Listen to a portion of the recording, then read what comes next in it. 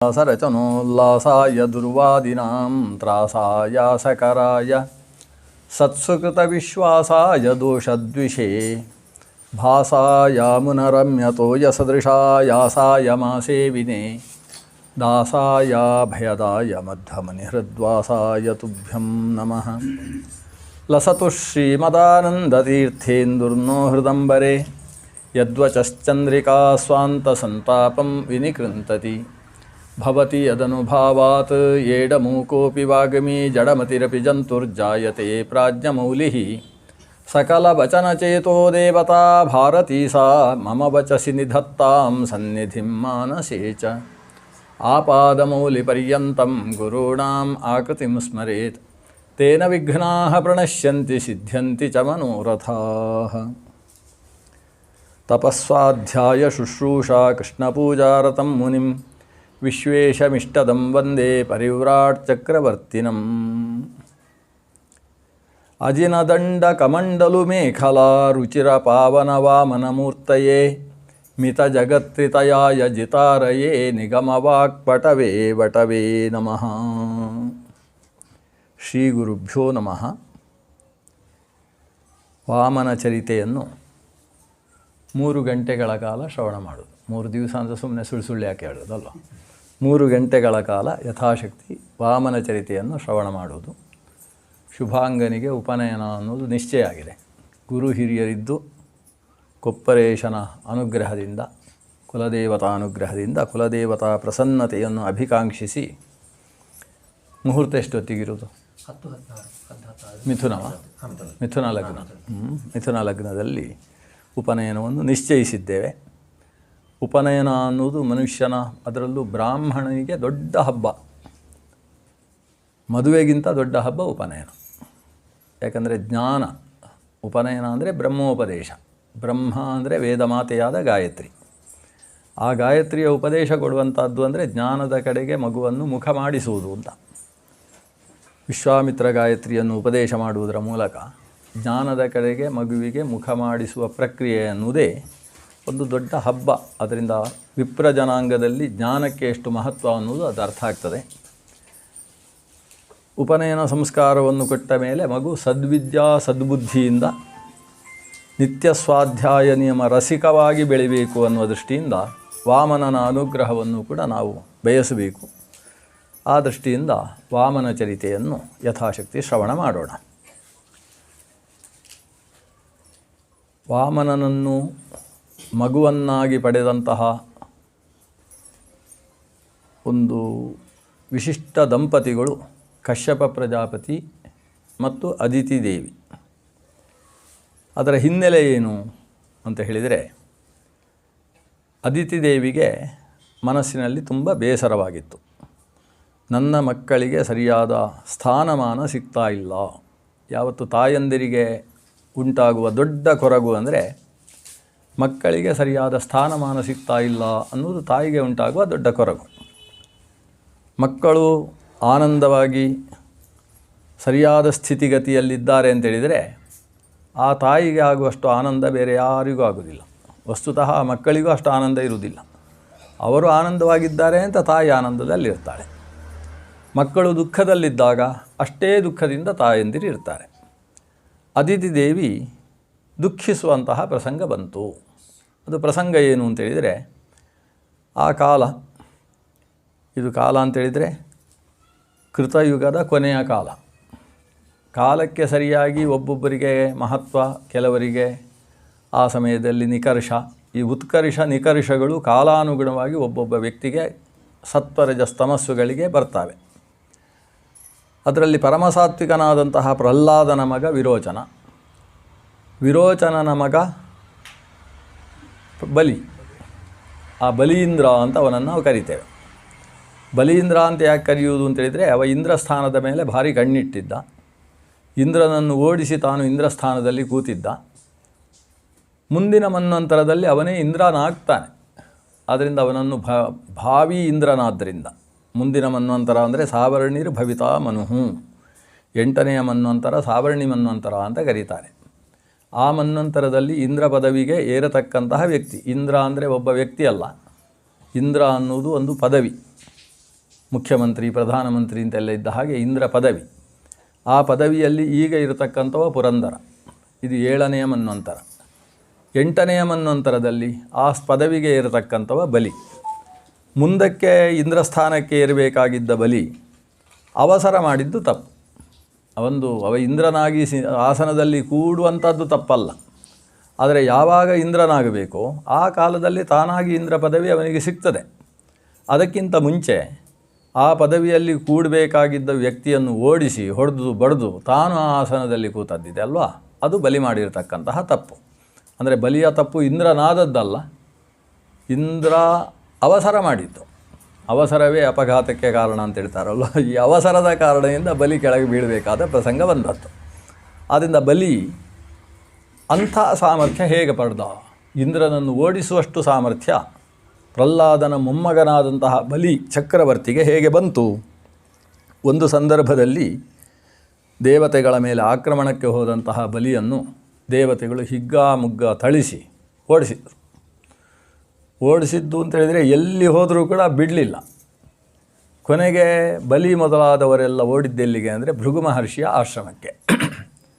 ಭೃಗು ಮಹರ್ಷಿಯ ಆಶ್ರಮದಲ್ಲಿ ಹೋಗಿ ಆಶ್ರಮದ ಹಿಂಭಾಗದಲ್ಲಿ ಹೋಗಿ ಅಡಗಿ ಕೂತುಕೊಂಡ್ರು. ಅಲ್ಲಿಗೂ ದೇವತೆಗಳು ಅಟ್ಟಿಸಿಕೊಂಡು ಬಂದರು. ಯಾಕಂದರೆ ಇವರು ಅಟ್ಟಿಸಿಕೊಂಡು ಬರುವುದಕ್ಕೆ ಕಾರಣ ಏನು ಅಂತೇಳಿದರೆ, ಈ ಬಲಿಪ್ರಭೃತಿಗಳು ಒಂದು ಸಲ ಸೋತರು ಮತ್ತೆ ಅದೇ ಕೆಲಸ ಮಾಡುವುದು. ದೇವತೆಗಳಿಗೆ ಈ ಮೊದಲು ಪಾಕಿಸ್ತಾನ ಭಾರತಕ್ಕೆ ಮಾಡ್ತಾ ಇತ್ತಲ್ವ ಕಲ್ಲೆಸೆಯುವ ಕೆಲಸ, ಆ ಕೆಲಸವನ್ನೇ ಮಾಡ್ತಾ ಇದ್ದದ್ದು. ಒಟ್ಟು ನೆಮ್ಮದಿಯಲ್ಲಿ ಇರಲಿಕ್ಕೆ ಬಿಡ್ತಾ ಇರಲಿಲ್ಲ ದೇವತೆಗಳನ್ನು. ಅದಕ್ಕೆ ಈ ಬಾರಿ ಇವರನ್ನು ಸೀಮಾತಿಕ್ರಮಣ ಮಾಡಿ ಹೊಡಿಬೇಕು ಅಂತ ತೀರ್ಮಾನಿಸಿದರು. ಎಲ್ಲಿಯ ತನಕ ಅಂದರೆ ಭೃಗು ಮಹರ್ಷಿಯ ಆಶ್ರಮದಲ್ಲಿ ಹೋಗಿ ಅವರು ಅವಿತುಕೊಂಡ್ರೆ ಭೃಗ್ವಾಶ್ರಮದ ಒಳಗೂ ಕೂಡ ದೇವತೆಗಳು ಪ್ರವೇಶಿಸಿದರು. ಆಗ ಭೃಗು ಮಹರ್ಷಿಗಳು ಆಶ್ರಮದಲ್ಲಿ ಇರಲಿಲ್ಲ. ಅವರು ದೇವತೆಗಳ ಕಾರ್ಯಕ್ರಮಕ್ಕೋಸ್ಕರ ದೇವತೆಗಳಲ್ಲಿ ಒಂದು ನರ್ಮದಾ ತೀರದಲ್ಲಿ ಒಂದು ಯಜ್ಞವನ್ನು ಮಾಡ್ತಾಯಿದ್ರು.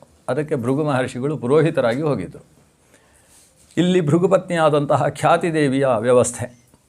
ಖ್ಯಾತಿದೇವಿ ಹೇಳ್ತಾಳೆ, ಇಲ್ಲಿ ಯಾರೂ ಶಸ್ತ್ರ ಜಳಪಿಸಬಾರದು, ರಕ್ತಪಾತ ಆಗುವ ಆಗಿಲ್ಲ, ಇದು ಶಾಂತವಾದ ಮುನ್ಯಾಶ್ರಮ, ಮುನಿಗಳ ಆಶ್ರಮದಲ್ಲಿ ಅಂತಹ ರಾಜಸ ತಾಮಸ ಪ್ರಕ್ರಿಯೆಗಳು ನಡಿಬಾರದು. ದೇವತೆಗಳು ಕೇಳುವುದಿಲ್ಲ. ಈ ಅಸುರರು ಮತ್ತೆ ಮತ್ತೆ ನಮಗೆ ಉಪದ್ರವ ಕೊಡ್ತಾರೆ, ದುಷ್ಟರನ್ನು ಎಲ್ಲಿ ಕೊಂದರೂ ಕೂಡ ಅದು ಪುಣ್ಯವಾದ ಯಾಗ ಇದ್ದ ಹಾಗೆ, ಯಜ್ಞ ಇದ್ದ ಹಾಗೆ, ದುಷ್ಟ ಹನನ ಅನ್ನೋದು ಒಂದು ಯಜ್ಞ ಸದೃಶ ಅಂತ ಹೇಳಿ ಕೆಲವು ರಕ್ಕಸರಿಗೆ ಹೊಡೆದಾಗ ರಕ್ತಪಾತ ಆಯಿತು. ಖ್ಯಾತಿದೇವಿ ತನ್ನ ದಂಡ ಹಿಡ್ಕೊಂಡು ಝಳಪಿಸಿದ್ಳು. ಆಗ ದೇವತೆಗಳೆಲ್ಲ ಓಡಿದ್ರಂತೆ. ದೊಡ್ಡ ಕಥೆ ಉಂಟು, ಆ ಕಥೆ ಇಲ್ಲಿಲ್ಲ, ಅದಕ್ಕೋಸ್ಕರ ಬೇಡ. ಅಲ್ಲಿ ಖ್ಯಾತಿಯ ತಲೆ ಹೋಗುವುದೆಲ್ಲ ಆಗ್ತದೆ. ಕೊನೆಗೆ ಭೃಗು ಮಹರ್ಷಿ ಬಂದು ತನ್ನ ಪತ್ನಿಯ ತಲೆ ತೆಗೆದಂತಹ ಇಂದ್ರನಿಗೆ ಶಾಪ ಕೊಡುವುದೆಲ್ಲ ಉಂಟು. ಭೃಗು ಶಾಪ ಅಂತ ಅದಕ್ಕೆಲ್ಲ ಹೆಸರು.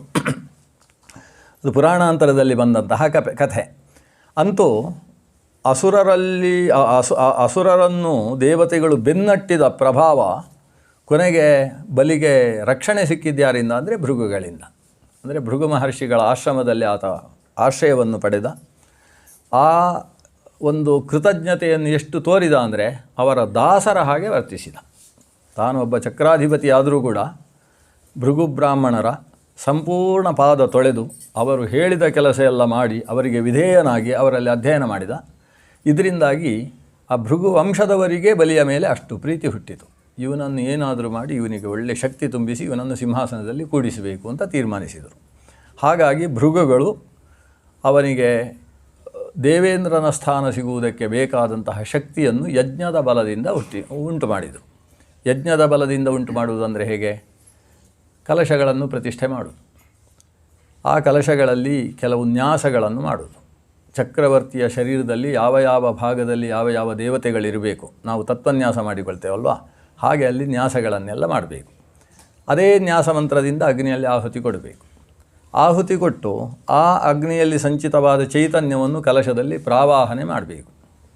ಪ್ರಾವಾಹನೆ ಮಾಡಿದ ಕಲಶ ಜಲದಿಂದ ಇವನಿಗೆ ಅಭಿಷೇಕ ಮಾಡಬೇಕು. ಆವಾಗ ಆ ಕಲೆಗಳು ಆತನಲ್ಲಿ ಪ್ರಾವಾಹಿತವಾಗುವುದರ ಮೂಲಕ ಆತ ವಿಶಿಷ್ಟ ಶಕ್ತಿಯನ್ನು ಪಡಿತಾನೆ. ಇದನ್ನು ಮಧ್ವಾಚಾರ್ಯರು ತಂತ್ರಸಾರ ಸಂಗ್ರಹದಲ್ಲಿ ಹೇಳಿದ್ದಾರೆ. ಆ ಕ್ರಮದಲ್ಲಿ ಶ್ರೀಮದ್ ವ್ಯಾಸತೀರ್ಥರು ನಮ್ಮ ಕೃಷ್ಣದೇವರಾಯನಿಗೆ ಆ ರೀತಿ ಅಭಿಷೇಕ ಮಾಡಿಸ್ತಾ ಇದ್ದರು ಅಂತ ಇತಿಹಾಸದಲ್ಲಿ ಉಲ್ಲೇಖ ಇದೆ. ಹಾಗೆ ಈ ಕ್ರಮದಲ್ಲಿ ಈ ಭೃಗುಗಳೆಲ್ಲ ಸೇರಿ, ಭೃಗುಗಳು ಅಂದರೆ ಯಾರು? ಶುಕ್ರಾಚಾರ್ಯರು, ಚವನರು, ಔರವರು, ಅವರ ವಂಶದವರು, ಭೃಗುಗಳೆಲ್ಲ ಸೇರಿಕೊಂಡು ಇವನಿಗೆ ಭಾರೀ ಶಕ್ತಿಯನ್ನು ತುಂಬಿಸಿದರು. ಈ ಶಕ್ತಿಯಿಂದ ಆತ ಬಲಿಷ್ಠನಾದ ಹಾಗೆ ಗುರುಗಳಿಗೆ ನಮಸ್ಕಾರ ಮಾಡಿ ತನ್ನ ಸೇನೆಯನ್ನು ಹಿಡ್ಕೊಂಡು ದೇವಲೋಕಕ್ಕೆ ಆಕ್ರಮಣ ಮಾಡಿದ. ಆಕ್ರಮಣ ಮಾಡಿದಾಗ ದೇವತೆಗಳೆಲ್ಲ ಇವನನ್ನು ನೋಡಲಿಕ್ಕೆ ಹೆದರಿಕೆ ಆಯ್ತಂತೆ. ಯಾಕಂದರೆ ಉದಯಿಸುವ ಸೂರ್ಯನಿಗಿಂತ ಹೆಚ್ಚು ಕಾಂತಿ ಈತನಲ್ಲಿ ಇತ್ತಂತೆ. ಅವರೆಲ್ಲ ಹೋಗಿ ಅವನ ಶಸ್ತ್ರಗಳಿಗೆ ನಮಗೆ ಪ್ರತ್ಯಸ್ತ್ರಗಳೇ ಇಲ್ಲ ಅಂತಾಗಿ ಹೋಗಿದೆ, ಇವನನ್ನು ಸ್ವಲ್ಪ ಮುಂದೆ ಬಂದೇ ಬನ್ನಿ, ಅವರಿಗೆ ಹಿಂದೆ ಬರುವವರಿಗೆ ಅವಕಾಶ ಮಾಡಿಕೊಡುವುದಕ್ಕೆ, ಇದಕ್ಕೆ ಪ್ರತ್ಯಸ್ತ್ರವೇ ಇಲ್ಲ ಅಂತಾಗಿದೆ, ಇವರನ್ನು ಹೇಗೆ ಎದುರಿಸುವುದು ಅಂತ ಒಂದು ಸಮಸ್ಯೆಯಾಗಿ ಅವರೆಲ್ಲ ಬೃಹಸ್ಪತ್ಯಾಚಾರ್ಯರ ಹತ್ರ ಬಂದರು, ತಮ್ಮ ಗುರುಗಳ ಹತ್ರ ಬಂದರು. ಆವಾಗ ಗುರುಗಳು ಹೇಳ್ತಾರೆ, ಇವನಿಗೆ ಪ್ರತಿಯಾಗಿ ನಾವು ಏನು ಮಾಡಲಿಕ್ಕಾಗೋದಿಲ್ಲ. ಸ್ವತಃ ದೇವೇಂದ್ರನೇ ಮುಂದೆ ನಿಂತರೂ ಕೂಡ ಅವನ ತೇಜಸ್ಸಿನ ಮುಂದೆ ದೇವೇಂದ್ರನ ತೇಜಸ್ಸು ಕಡಿಮೆ ಆಗ್ತದೆ. ಶ್ರೀಹರಿ ಒಬ್ಬ ಬಿಟ್ಟರೆ ಇವನ ಮುಂದೆ ನಿಲ್ಲತಕ್ಕಂತಹ ಸಮರ್ಥ ಮತ್ತೊಬ್ಬ ವ್ಯಕ್ತಿ ಇಲ್ಲ ಅಂತಾಗಿದೆ.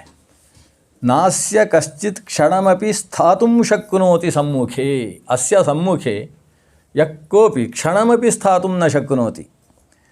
ಭವದ್ವಿಧೋ ಭವಾನ್ ವಾಪಿ ವರ್ಜಯಿತ್ವಾ ಈಶ್ವರಂ ಹರಿಂ. ಭವದ್ವಿಧ, ಇಂದ್ರನ ಹತ್ರ ಹೇಳೋದು ಬೃಹಸ್ಪತ್ಯಾಚಾರ್ಯರು, ನಿನ್ನಂತಹ ವ್ಯಕ್ತಿಯಾಗಲಿ ಅಥವಾ ನೀನೇ ಆಗಲಿ ಯಾರೂ ಅವನ ಮುಂದೆ ನಿಲ್ಲುವುದಕ್ಕೆ ಸಾಧ್ಯ ಇಲ್ಲ. ವರ್ಜಯಿತ್ವ ಈಶ್ವರಂ ಹರಿಂ, ಸರ್ವಸಮರ್ಥನಾದ ಶ್ರೀಹರಿಯನ್ನೊಬ್ಬನನ್ನು ಬಿಟ್ಟು ಮತ್ತೆ ಯಾರೂ ಅವನ ಮುಂದೆ ನಿಲ್ಲಲಿಕ್ಕೆ ಸಾಧ್ಯ ಇಲ್ಲ. ಇಷ್ಟಕ್ಕೆಲ್ಲ ಕಾರಣ ಏನು? ಕಾರಣ ಏನು ಅಂದರೆ ಆ ಭೃಗುಗಳೆಲ್ಲ ಇವನಲ್ಲಿ ಅಂತಹ ಶಕ್ತಿ ತುಂಬಿಸಿದ್ದಾರೆ. ಅದರಿಂದ ನಮಗೆ ಇಲ್ಲಿ ಅರ್ಥ ಆಗುವ ಒಂದು ವಿಷಯ ಏನಂದರೆ, ಬ್ರಾಹ್ಮಣರ ಸೇವೆಯಿಂದ ಎಷ್ಟು ಶಕ್ತಿ ಸಂಪಾದನೆ ಮಾಡ್ಬೋದು. ಅಂದರೆ ಬ್ರಾಹ್ಮಣರು ಪ್ರೀತರಾದರೆ ಅವರು ಮಂತ್ರಶಕ್ತಿಯಿಂದ ಒಬ್ಬನಲ್ಲಿ ಎಂತಹ ಶಕ್ತಿಯನ್ನು ತುಂಬಿಸಬಹುದು ಅನ್ನೋದಕ್ಕೆ ಬಲಿ ದೃಷ್ಟಾಂತ. ಶುಕ್ರಾಚಾರ್ಯರಂಥ ಬ್ರಾಹ್ಮಣರಾಗಬೇಕು, ಯಾವ್ಯಾವುದೋ ಬ್ರಾಹ್ಮಣರು ಸಾಧ್ಯ ಇಲ್ಲ. ಯಾಕಂದರೆ ಶುಕ್ರಾಚಾರ್ಯರು ಮಾಟ, ಮಂತ್ರ, ಮಾರಣ, ಉಚ್ಚಾಟನ, ಸ್ತಂಭನ, ಮೋಹನ, ಆಕರ್ಷಣ ಇತ್ಯಾದಿಗಳಲ್ಲೂ ಮಹಾಸಮರ್ಥರು. ಅದರ ಜೊತೆಗೆ ಪ್ರಾವಾಹನ, ಆವಾಹನ ಇತ್ಯಾದಿ ವಿಧಾನಗಳಲ್ಲೂ ಮಹಾಸಮರ್ಥರು. ಅಂಥವರು ಶುಕ್ರಾಚಾರ್ಯರ ಶಿಷ್ಯರ ಜೊತೆ ಸೇರಿಕೊಂಡು ಈತನಿಗೆ ಅಂತಹ ಶಕ್ತಿಯನ್ನು ತುಂಬಿಸಿದ್ದಾರೆ. ಏಷ ವಿಪ್ರಬಲೋದರ್ಕಃ ಸಂಪ್ರತ್ಯೂರ್ಜಿತ ವಿಕ್ರಮಃ ಏಷಾಮೇವಾವಮಾನೇನ ಸಾನುಬಂಧೋ ವಿನಕ್ಷ್ಯತಿ. ಇವತ್ತು ಇಂತಹ ಶಕ್ತಿ ಇವನಿಗೆ ಬಂದಿರುವಂಥದ್ದು ವಿಪ್ರಬಲದ ಉತ್ಕರ್ಷ ಇದು. ಆದ್ದರಿಂದ ಈಗ ನೀವು ಅವನನ್ನು ಎದುರಿಸುವುದು ಬೇಡ, ಎಲ್ಲರೂ ದೇವಲೋಕ ಬಿಟ್ಟು ಹೊರಡಿ ಅಂತ ಗುರುಗಳು ಆದೇಶ ಕೊಟ್ಟರು. ಎಲ್ಲ ಅವನಿಗೊಂದು ಕೈ ಮುಗಿದು ನೀನು ಆಸನ ತೆಗು ಅಂತ ಹೇಳಿ. ಎಷ್ಟಾದರೂ ನಿಮ್ಮ ತಮ್ಮಂದಿರು ಅಣ್ಣಂದಿರಲ್ಲ ಅವರೆಲ್ಲ. ಯಾಕಂದರೆ ಬಲಿ ಅಂದರೆ ಯಾರು? ದೈತ್ಯ ಸಮುದಾಯ, ದಿತಿಗೆ ಸಂಬಂಧಪಟ್ಟಂತಹ ವಂಶಗಳದೆಲ್ಲ. ಇವರು ಅದಿತಿಗೆ ಸಂಬಂಧಪಟ್ಟವರು. ಅಪ್ಪ ಅಂತೂ ಕಶ್ಯಪ ಒಬ್ಬನೇ ಅಲ್ವಾ. ಆದ್ದರಿಂದ ಎಲ್ಲ ಅಣ್ಣ ತಮ್ಮಂದಿರು, ದಾಯಾದಿಗಳು. ಆದ್ದರಿಂದ ನೀನು ಮಹಾಸಮರ್ಥ ಇದ್ದಿ, ನೀನೇ ಇಂದ್ರನಾಗುವುದಕ್ಕೆ ಯೋಗ್ಯ ಅಂತ ಅವನನ್ನು ಕೂಡಿಸಿ ನೀವು ಎಲ್ಲಾದರೂ ಹೋಗಿ ಅಡಗಿಕೊಳ್ಳಿ ಸದ್ಯಕ್ಕೆ. ಹಾಗೆ ಅಂತೇಳಿ ನಿಮ್ಮ ಆಸನ ಮತ್ತೆ ನಿಮಗೆ ಬರ್ತದೆ. ಯಾಕೆಂದರೆ ಈಗ ಅವನಿಗೆ ಶಕ್ತಿ ಬಂದದ್ದು ಯಾರಿಂದ? ಭೃಗುಗಳಿಂದ. ಅವನು ಭೃಗುಗಳನ್ನು ಅವಮಾನ ಮಾಡುವಲ್ಲೇ ತನಕ ಕಾಯಿರಿ. ಅದು ನಡೆದಾಗ ಮತ್ತೆ ಅವನ ಶಕ್ತಿ ಕುಂದುತ್ತೆ, ಆವಾಗ ಮತ್ತೆ ನಿಮಗೆ ಸಿಂಹಾಸನ ಸಿಗ್ತದೆ ಅಂತ ಹೇಳಿ ಬೃಹಸ್ಪತ್ಯಾಚಾರ್ಯರು ಇವರನ್ನೆಲ್ಲ ಓಡುವುದಕ್ಕೆ ಹೇಳಿದರು. ಹಾಗೆ ಹೋದವರು ಎಲ್ಲಿದ್ದಾರೆ ಅಂಥೇಳಿ ಅವರ ತಾಯಿಗೂ ಗೊತ್ತಿಲ್ಲ, ತಂದೆಗೂ ಗೊತ್ತಿಲ್ಲ. ಇವರೆಲ್ಲೋ ಭೂಗತರಾಗಿ ಹೋಗಿದ್ದಾರೆ. ಹಾಗಾಗಿ ದೇವತೆಗಳು ಎಲ್ಲಿದ್ದಾರೆ?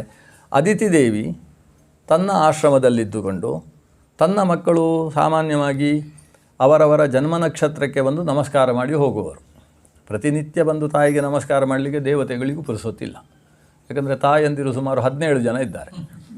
ಅವರಿಗೆ 17, ಕಶ್ಯಪ ಪ್ರಜಾಪತಿಗಳು 14 ಮತ್ತು 3, ಅವರಿಗೆ 17 ಅಂತ ಹೇಳೋದಿಲ್ಲ ವ್ಯಾಸರು, ಸ್ವಲ್ಪ ಜಾಸ್ತಿ ಅಂತ ಅನಿಸಿದರೆ ಅದಕ್ಕೆ 14 ಮತ್ತು 3 ಮದುವೆ ಆಗಿದ್ದರು ಕಶ್ಯಪ ಪ್ರಜಾಪತಿಗಳು. ಅಷ್ಟೂ ಜನ ತಾಯಂದಿರಿದ್ದಾರೆ. ಅದರಲ್ಲಿ ಆದಿತ್ಯ ಹತ್ತಿರ ಆಗಾಗ ಬಂದು ನಮಸ್ಕಾರ ಮಾಡಿ ಹೋಗುವವರು. ಆದರೆ ಎಷ್ಟು ಸಮಯ ಆದರೂ ಆದಿತ್ಯ ಹತ್ತಿರ ದೇವತೆಗಳು ಬರದೇ ಇದ್ದಾಗ ಅದಿತಿ ವಿಷಯವನ್ನೆಲ್ಲ ಕೇಳಿ ತಿಳ್ಕೊಳ್ತಾಳೆ. ದೇವೇಂದ್ರನ ಆಸ್ಥಾನದಲ್ಲಿ ಈಗ ಬಲಿ ಕಾರ್ಯವನ್ನು ಆರಂಭಿಸಿದ್ದಾನೆ. ಬಲಿಯ ಸದಸ್ಯರೇ ಅಗ್ನಿ, ವಾಯು ಮೊದಲಾದ ಪದವಿಯನ್ನು ಅಲಂಕರಿಸಿ ದಿಕ್ಪಾಲಕರು ಅಂತ ಕರೆಸಿಕೊಂಡಿದ್ದಾರೆ. ಈ ದಿಕ್ಪಾಲಕರೆಲ್ಲ ಎಲ್ಲಿದ್ದಾರೆ ಅಂತ ಗೊತ್ತಿಲ್ಲ ಅನ್ನೋ ಪ್ರಸಂಗ ಗೊತ್ತಾಗಿ ಅದಿತಿ ಮನಸ್ಸಿನಲ್ಲಿ ತುಂಬ ಬೇಸರಿಸಿಕೊಂಡಿದ್ದಾಳೆ. ಬೇಸರಿಸಿಕೊಂಡಿರುವಂಥ ಸಂದರ್ಭದಲ್ಲಿ ಒಂದು ಬಾರಿ ಅಲ್ಲಿಗೆ ಕಶ್ಯಪ ಪ್ರಜಾಪತಿಗಳು ಬಂದರಂತೆ. ಅಂದರೆ ಕಶ್ಯಪ ಪ್ರಜಾಪತಿಗಳಿಗೆ ಒಂದು ಮನೆ ಅಂತಿಲ್ಲ. ಮತ್ತೇನು ಮಾಡಿದ್ದಾರೆ ಅಂದರೆ ಅವರು 17 ಮನೆ ಕಟ್ಟಿಕೊಟ್ಬಿಟ್ಟಿದ್ದಾರೆ. ಇವರು ತಪಸ್ಸು ಮಾಡ್ತಾ ಇರ್ತಾರೆ, ಅಪರೂಪಕ್ಕೆ ಒಂದೊಂದು ಮನೆಗೆ ಭೇಟಿ ಕೊಡೋದು. ಹಾಗೆ ಅದಿತಿಯ ಆಶ್ರಮಕ್ಕೆ ಕಶ್ಯಪ ಪ್ರಜಾಪತಿಗಳು ಅಂದರೆ ಪತಿದೇವರು ಒಂದು ಬಾರಿ ಬಂದರಂತೆ. ಬಂದಾಗ ತಮ್ಮ ಪತ್ನಿಯನ್ನು ನೋಡ್ತಾರೆ. ನೋಡಿದರೆ ಏವಂ ಪುತ್ರೇಷು ನಷ್ಟೇಷು ದೇವಮಾತಾ ಅದಿತಿಸ್ತದ ಹೃತೆ ತ್ರಿವಿಷ್ಟಪೇ ದೈತ್ಯೈಹಿ ಪರ್ಯತಪ್ಯತ್ ಅನಾಥವತ್. ಅನಾಥಳ ಹಾಗೆ ಆಕೆ ದುಃಖಿಸ್ತಾ ಇದ್ದಾಳೆ. ಆ ಸಮಯಕ್ಕೆ ಅಲ್ಲಿಗೆ ಏಕದಾ ಕಶ್ಯಪಸ್ತಸ್ಯಾಹ ಆಶ್ರಮಂ, ಆಕೆಯ ಆಶ್ರಮವನ್ನು ಕುರಿತು ಕಶ್ಯಪರು ಆಗಮಿಸಿದಾಗ ಇವರ ಮುಖ ದೀನವಾಗಿದೆ. ಯಾಕೆ ಅಂತ ಅವರು ಪ್ರಶ್ನಿಸ್ತಾರೆ. ಅವರ ಪ್ರಶ್ನೆ ಇಲ್ಲಿಂದ ಇಲ್ಲಿಯ ತನಕ ಅವ್ರದ್ದು ಪ್ರಶ್ನೆ. ಅಂದರೆ ನೀನು ಯಾಕೆ ದುಃಖಿತಳಾಗಿದ್ದೆ ಹಾಗೆ ಪ್ರಶ್ನೆ ಮಾಡೋದಿಲ್ಲ. ಅವರು ನೇರ ಕೂತ್ಕೊಂಡು ಆಕೆಯನ್ನು ಪಕ್ಕದಲ್ಲಿ ಕೂಡಿಸಿಕೊಂಡು ಆಕೆ ಹತ್ರ ಕೇಳ್ತಾರೆ, ಅಲ್ಲ ನಮ್ಮಲ್ಲಿಗೆ ಯಾರಾದರೂ ಅತಿಥಿಗಳು ಬಂದಿದ್ರಾ? ಅತಿಥಿಗಳು ಬಂದಾಗ ನೀನು ಮಕ್ಕಳನ್ನು ಅಥವಾ ನನ್ನನ್ನು ಆಲೋಚನೆ ಮಾಡಿಕೊಂಡು ಅವರಿಗೆ ಸರಿಯಾಗಿ ಊಟ ಹಾಕಲಿಲ್ಲ ಅಥವಾ ಅವರಿಗೆ ಕುಡಿಯುವುದಕ್ಕೆ ನೀರು ಕೊಡಲಿಲ್ಲ, ಅವರು ಕೋಪ ಮಾಡಿಕೊಂಡು ಏನೂ ತಗೊಳ್ಳದೆ ಹೋಗಿದ್ದಾರೆ, ಅದಕ್ಕೆ ನೀನು ಬೇಸರ ಮಾಡಿಕೊಂಡಿರುವುದು ಅಂತ ಹೀಗೆ ಶುರು ಮಾಡ್ತಾರೆ. ಅಂತೂ ನಿನ್ನಲ್ಲಿ ಬೇಸರ ಇರುವುದು ಸ್ಪಷ್ಟ.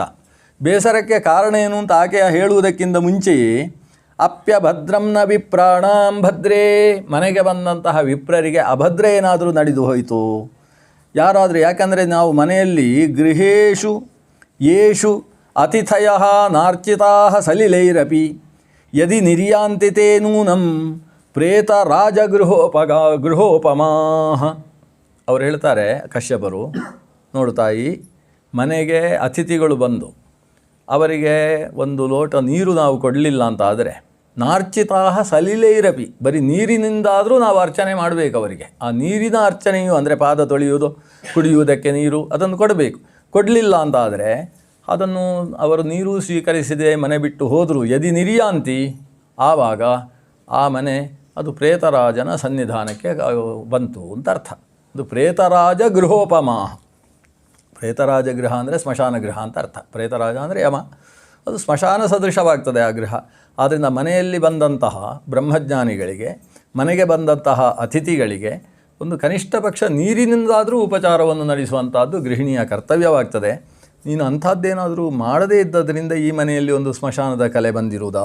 ಯಾಕೆ ಹೀಗೆ? ಮನೆಯಲ್ಲಿ ಯಾಕೋ ಗೃಹ ದೇವತೆಗಳು ಎಲ್ಲ ಕಡೆಯಲ್ಲಿ ಓಡಾಡ್ತಾ ಇಲ್ಲವಲ್ಲ? ಅಂದರೆ ಗೃಹ ದೇವತೆಗಳು ಓಡಾಡುವುದಂದರೆ ಏನು? ಒಂದು ಮನೆ ಅಂತ ಆಗಬೇಕಾದ್ರೆ ಆಶ್ರಮ ಇದು. ಆಶ್ರಮ ಆದರೂ ಅದಕ್ಕೊಂದು ವಾಸ್ತು ಪ್ರಕ್ರಿಯೆ ಉಂಟು. ವಾಸ್ತು ಅಂತೇಳಿದರೆ ಅದೊಂದು ಮಂಡಲ ಮಾಡಿ ವಾಸ್ತುವನ್ನು ಪೂಜಿಸುವಂಥದ್ದು. ಮಂಡಲ ಅಂತೇಳಿದರೆ ಅದರಲ್ಲಿ 53 ಸ್ಥಾನಗಳಿರ್ತವೆ. ಆ 53 ಸ್ಥಾನ ಏನು ಅಂತೇಳಿದರೆ ಇಡೀ ಮನೆ. ನಿಜವಾಗಿ ವಾಸ್ತು ಪೂಜೆ ಅಂದರೆ ಮನೆಗೆ ಪೂಜೆ ಮಾಡುವುದು ಅಂತ ಅರ್ಥ. ಮನೆಗೆ ಪೂಜೆ ಅಂದರೆ ಮನೆಯ ಬಾಗಿಲು, ಮನೆಯ ಕಿಟಕಿ, ಮನೆಯ ಅಡಿಗೆ ಮನೆ ಎಲ್ಲ ಕಡೆಗೂ ಹೋಗಿ ಅಕ್ಷತೆ ಹಾಕಿ ಅರಿಶಿಣ ಹಾಕಿದರೆ ಎಲ್ಲ ಇವನ ಬಟ್ಟೆ ಎಲ್ಲ ಗಲೀಜಾಗ್ತದೆ. ಎಲ್ಲ ಕಡೆ ಅರಿಶಿಣ ಕುಂಕುಮ ಹಾಕಿದರೆ ಗಲೀಜಾಗ್ತದೆ. ಅದಕ್ಕೇನು ಮಾಡುವುದು? ಇಡೀ ಮನೆಯನ್ನು ಒಂದು ಮಂಡಲದಲ್ಲಿ ಪರಿಕಲ್ಪನೆ ಮಾಡುವುದು. ಆ ಮಂಡಲದಲ್ಲಿ ಯಾವುದು ಅಡಿಗೆ ಮನೆ, ಅದರ ಈಶಾನ್ಯ ದಿಕ್ಕು ಯಾವುದು, ನೈಋತ್ಯ ಯಾವುದು, ವಾಯವ್ಯ ಯಾವುದು, ಆ ವಾಯವ್ಯದಲ್ಲಿ ಏನಿರಬೇಕು, ಅಲ್ಲಿ ಯಾವ ದೇವತಾ ಸನ್ನಿಧಾನ ಇದೆ, ಅದನ್ನು ಸಂಪೂರ್ಣವಾಗಿ ಮಂಡಲದಲ್ಲಿ ಪರಿಕಲ್ಪಿಸಿ ಆ ಮಂಡಲಕ್ಕೆ ಪೂಜೆ ಮಾಡಿತು ಅಂತಾದರೆ ಇಡೀ ಗೃಹವನ್ನು ಪೂಜಿಸಿದ ಹಾಗೆ. ಗೃಹದಲ್ಲಿ ಆಯಾ ಭಾಗದಲ್ಲಿ ಆಯಾ ದೇವತಾ ಸನ್ನಿಧಾನ ಪ್ರಾಪ್ತಿಯಾಗ್ತದೆ ಅನ್ನೋದು ಒಂದು ವಾಸ್ತು ಪೂಜೆ. ಆ ರೀತಿ ವಾಸ್ತು ಪೂಜೆ ಮಾಡಿದ ಮೇಲೆ ಆ ಮನೆಯಲ್ಲಿ ಕೆಲವು ಘಟನೆಗಳು ನಡೆದರೆ ಆ ವಾಸ್ತು ಚಂಚಲವಾಗ್ತದೆ. ಯಾವುದಂಥ ಘಟನೆ ಅಂದರೆ ಘೂಕ ಪ್ರವೇಶ.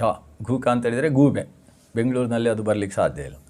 ಶುನಕ ಪ್ರವೇಶ, ನಾಯಿಯೊಳಗೆ ಪ್ರವೇಶಿಸಿದರೆ, ಆಮೇಲೆ ಗೋಮಾಂಸ ಭಕ್ಷಕರು ಪ್ರವೇಶ ಮಾಡಿದ ಪಕ್ಷದಲ್ಲಿ ಇಂಥದ್ದು ಕೆಲವು.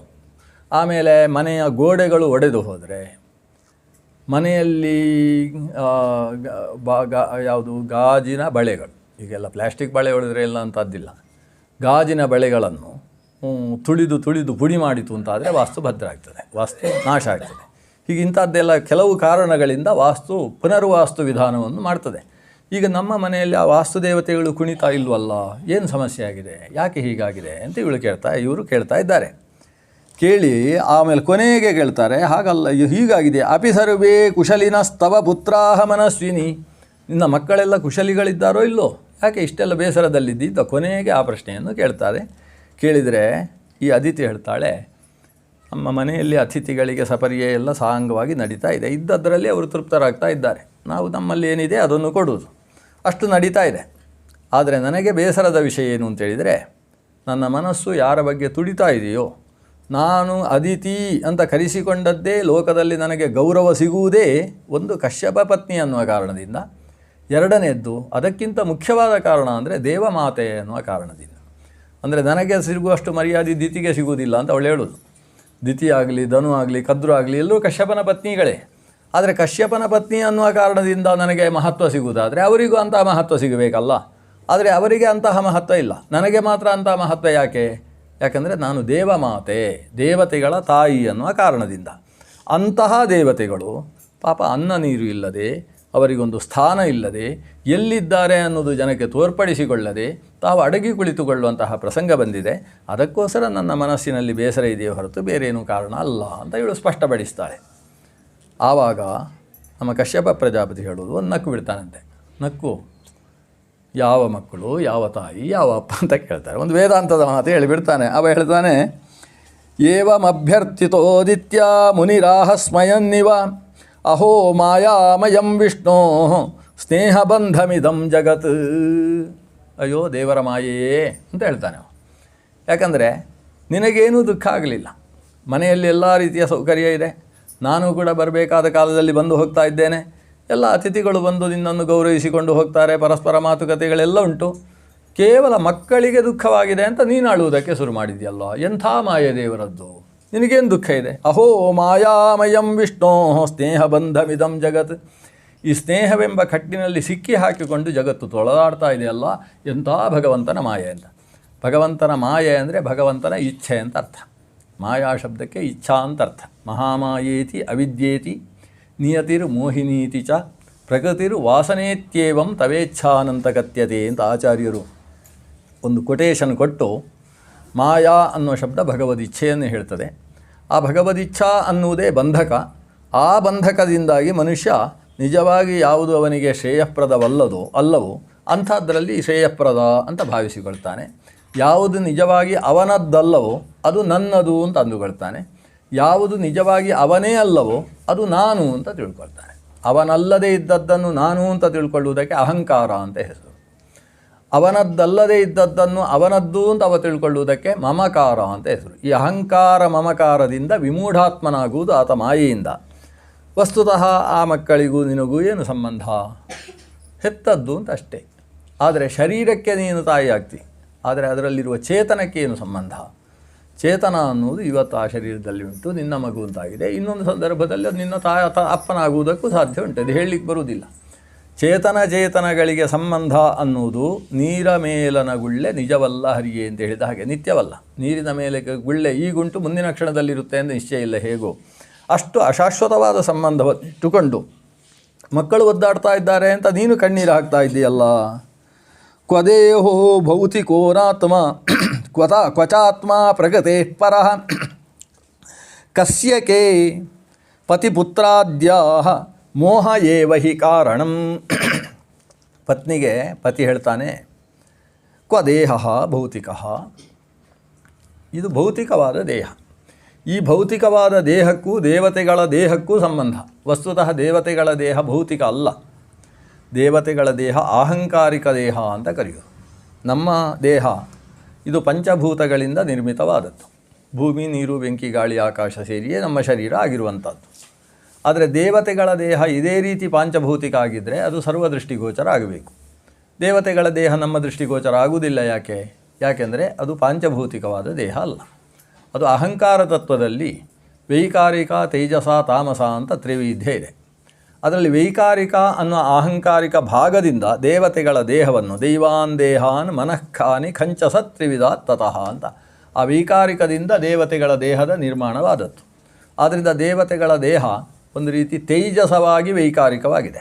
ಅಂದರೆ ತೇಜೋಮಯವಾದದ್ದು ದೇವತೆಗಳ ದೇಹ. ದೇವತೆಗಳ ದೇಹ ತೇಜೋಮಯವಾಗಿದ್ದರೂ ಅದನ್ನು ಕರೆಯುವುದು ಭೌತಿಕ ದೇಹ ಅಂತಲೇ ಕರೆಯುವುದು. ಯಾಕೆ ಭೌತಿಕ ದೇಹ ಅಂತ ಕರೆಯುವುದು ಅಂದರೆ ಆ ವೈಕಾರಿಕ ಅಹಂಕಾರ ಅಥವಾ ಅಹಂಕಾರ ತತ್ವ ಅನ್ನೋದೇನಿದೆ ಅದು ಭೂತಕ್ಕೆ ಜನಕ.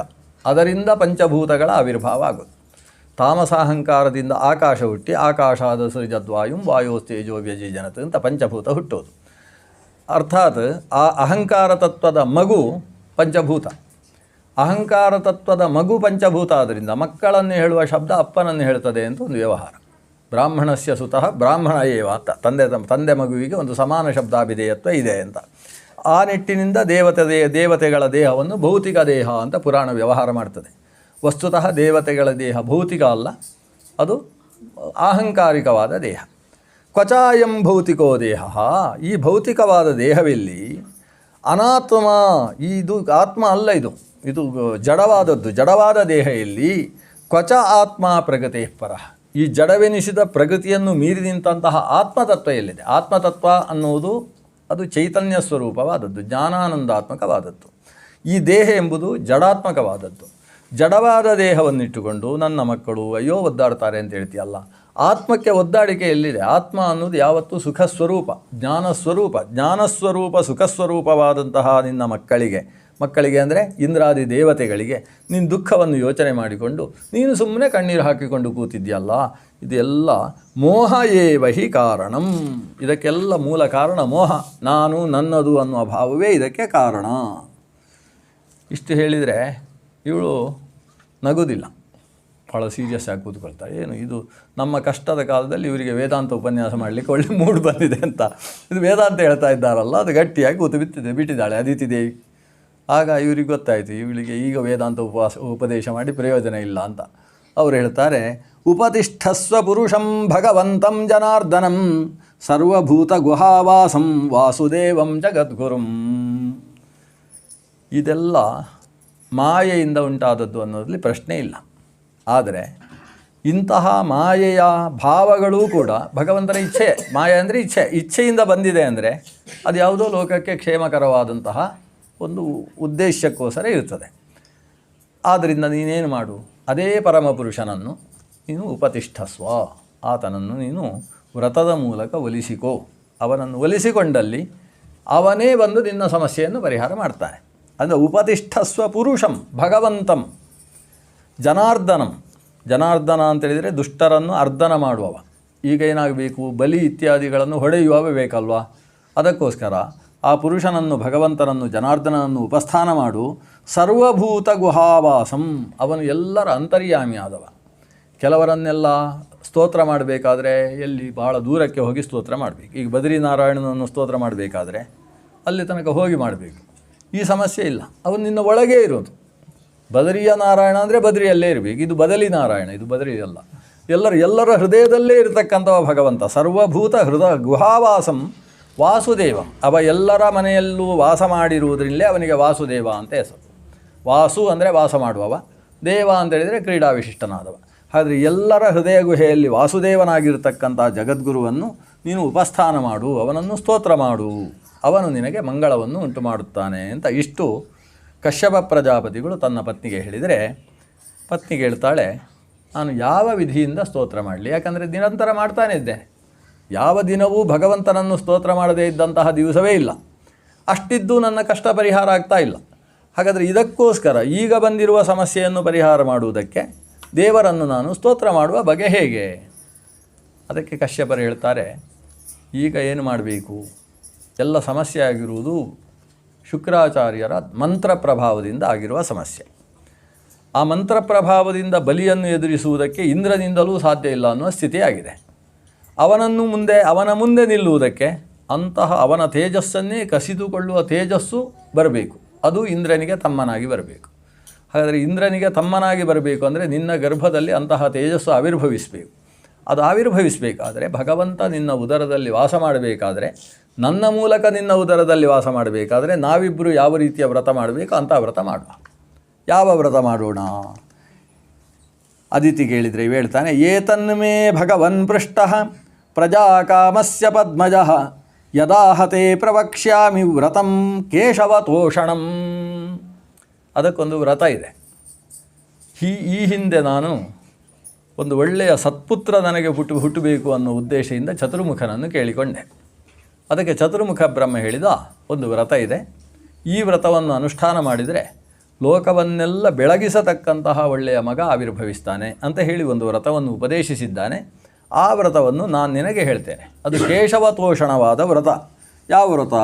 ಫಾಲ್ಗುಣಸ್ಯಾಮಲೇ ಪಕ್ಷೇ ದ್ವಾದಶಾಹಂ ಪಯೋವ್ರತಃ ಅರ್ಚಯೇದರವಿಂದಾಕ್ಷಂ ಭಕ್ತ್ಯಾ ಪರಮಯಾನ್ವಿತಃ. ಪಯೋವ್ರತ ಮಾಡಬೇಕು ಅಂತ ಇದೆ ಫಾಲ್ಗುಣದ ಇದರಲ್ಲಿ. ಆದರೆ ಅದು ಅಮಲೇ ಪಕ್ಷೆ ಅಂದರೆ ಶುಕ್ಲ ಪಕ್ಷದಲ್ಲಿ ಮಾಡುವಂಥದ್ದು. ಮೊನ್ನೆ ಪಾಡ್ಯದಿಂದ ಮೊನ್ನೆ ತ್ರಯೋದಶಿಯ ತನಕ ನಡೆಸ್ತಕ್ಕಂಥ ಒಂದು ವ್ರತ.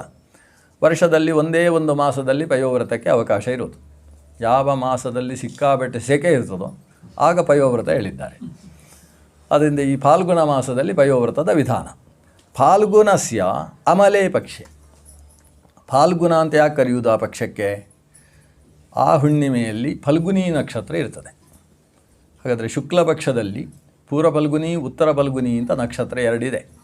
ಆ ಫಲ್ಗುನಿ ನಕ್ಷತ್ರ ಅಂದರೆ ಅದು ದೊಡ್ಡ ನಕ್ಷತ್ರ, ಅದರಿಂದ ಹೇಗೆ ಭಾದ್ರಪದ ನಕ್ಷತ್ರ ಪೂರ್ವಭಾದ್ರ ಉತ್ತರಾಭಾದ್ರ ಅಂತ ಎರಡು, ಆಷಾಢ ನಕ್ಷತ್ರ ಪೂರ್ವಾಷಾಢ ಉತ್ತರಾಷಾಢ ಅಂತ ಎರಡು ವಿಭಾಗವು, ಹಾಗೆ ಪೂರ್ವ ಫಲ್ಗುನಿ ಉತ್ತರ ಫಲ್ಗುನಿ ಅಂತ ಅದರಲ್ಲಿ ಎರಡು ಭಾಗ. ಆ ಫಲ್ಗುನಿ ನಕ್ಷತ್ರದಲ್ಲಿ ಚಂದ್ರ ಸಂಬದ್ಧ ಆಗಿದ್ರೆ, ಅಂದರೆ ಪೂರ್ಣ ಚಂದ್ರ ಅದರಲ್ಲಿ ಸಂಬದ್ಧನಾದರೆ ಅದಕ್ಕೆ ಫಾಲ್ಗುಣ ಮಾಸ ಅಂತ ಹೆಸರು. ಆ ಫಾಲ್ಗುಣ ಮಾಸದಲ್ಲಿ ಅಮಲೇ ಪಕ್ಷೆ ಶುಕ್ಲ ಪಕ್ಷದಲ್ಲಿ ದ್ವಾದಶಾಹಂ 12 ದಿವಸಗಳ ತನಕ ಪಯೋವ್ರತ ಹಾಲನ್ನು ಕುಡಿದು ವ್ರತ ಮಾಡಬೇಕು.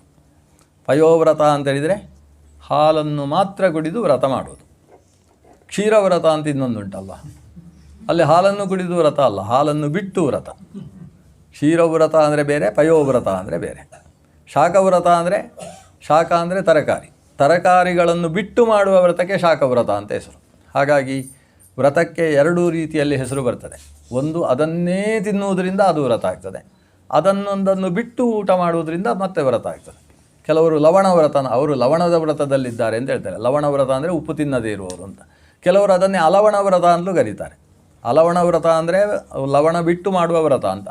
ಲವಣ ವ್ರತ ಅಂದರೆ ಅದಕ್ಕೂ ಅರ್ಥ ಲವಣ ಬಿಟ್ಟು ಮಾಡುವ ವ್ರತ ಅಂತಲೇ. ನಾವು ಅದು ಪತಿವ್ರತ ಅಂತ ಹೇಳುವಾಗ ಸ್ವಲ್ಪ ಜಾಗೃತಿ ಆಗಿರಬೇಕು ಅಂತ. ಇಲ್ಲಿ ಪಯೋವ್ರತ ಅಂತ, ಪಯೋವ್ರತ ಅಂದರೆ ಪಯಸ್ಸನ್ನು ಬಿಟ್ಟು ಮಾಡತಕ್ಕಂತಹ ವ್ರತ ಅಂತ ಅರ್ಥ. ಫಾಲ್ಗುಣ ಶ್ಯಾಮಲೇ ಪಕ್ಷೆ ದ್ವಾದಶಾಹಂ ಪಯೋವ್ರತ, 12 ದಿವಸ ಪಯೋವ್ರತ ಮಾಡಬೇಕು ಅಂದರೆ ಅರ್ಥ ಏನಾಯಿತು? ಪ್ರತಿಪತ್ತಿಗೆ ಪ್ರಾರಂಭಿಸಿದರೆ ದ್ವಾದಶಿ ದಿವಸವೂ ಕೂಡ ಪಯೋವ್ರತ ಮಾಡಬೇಕು ಅಂತಾಯಿತು.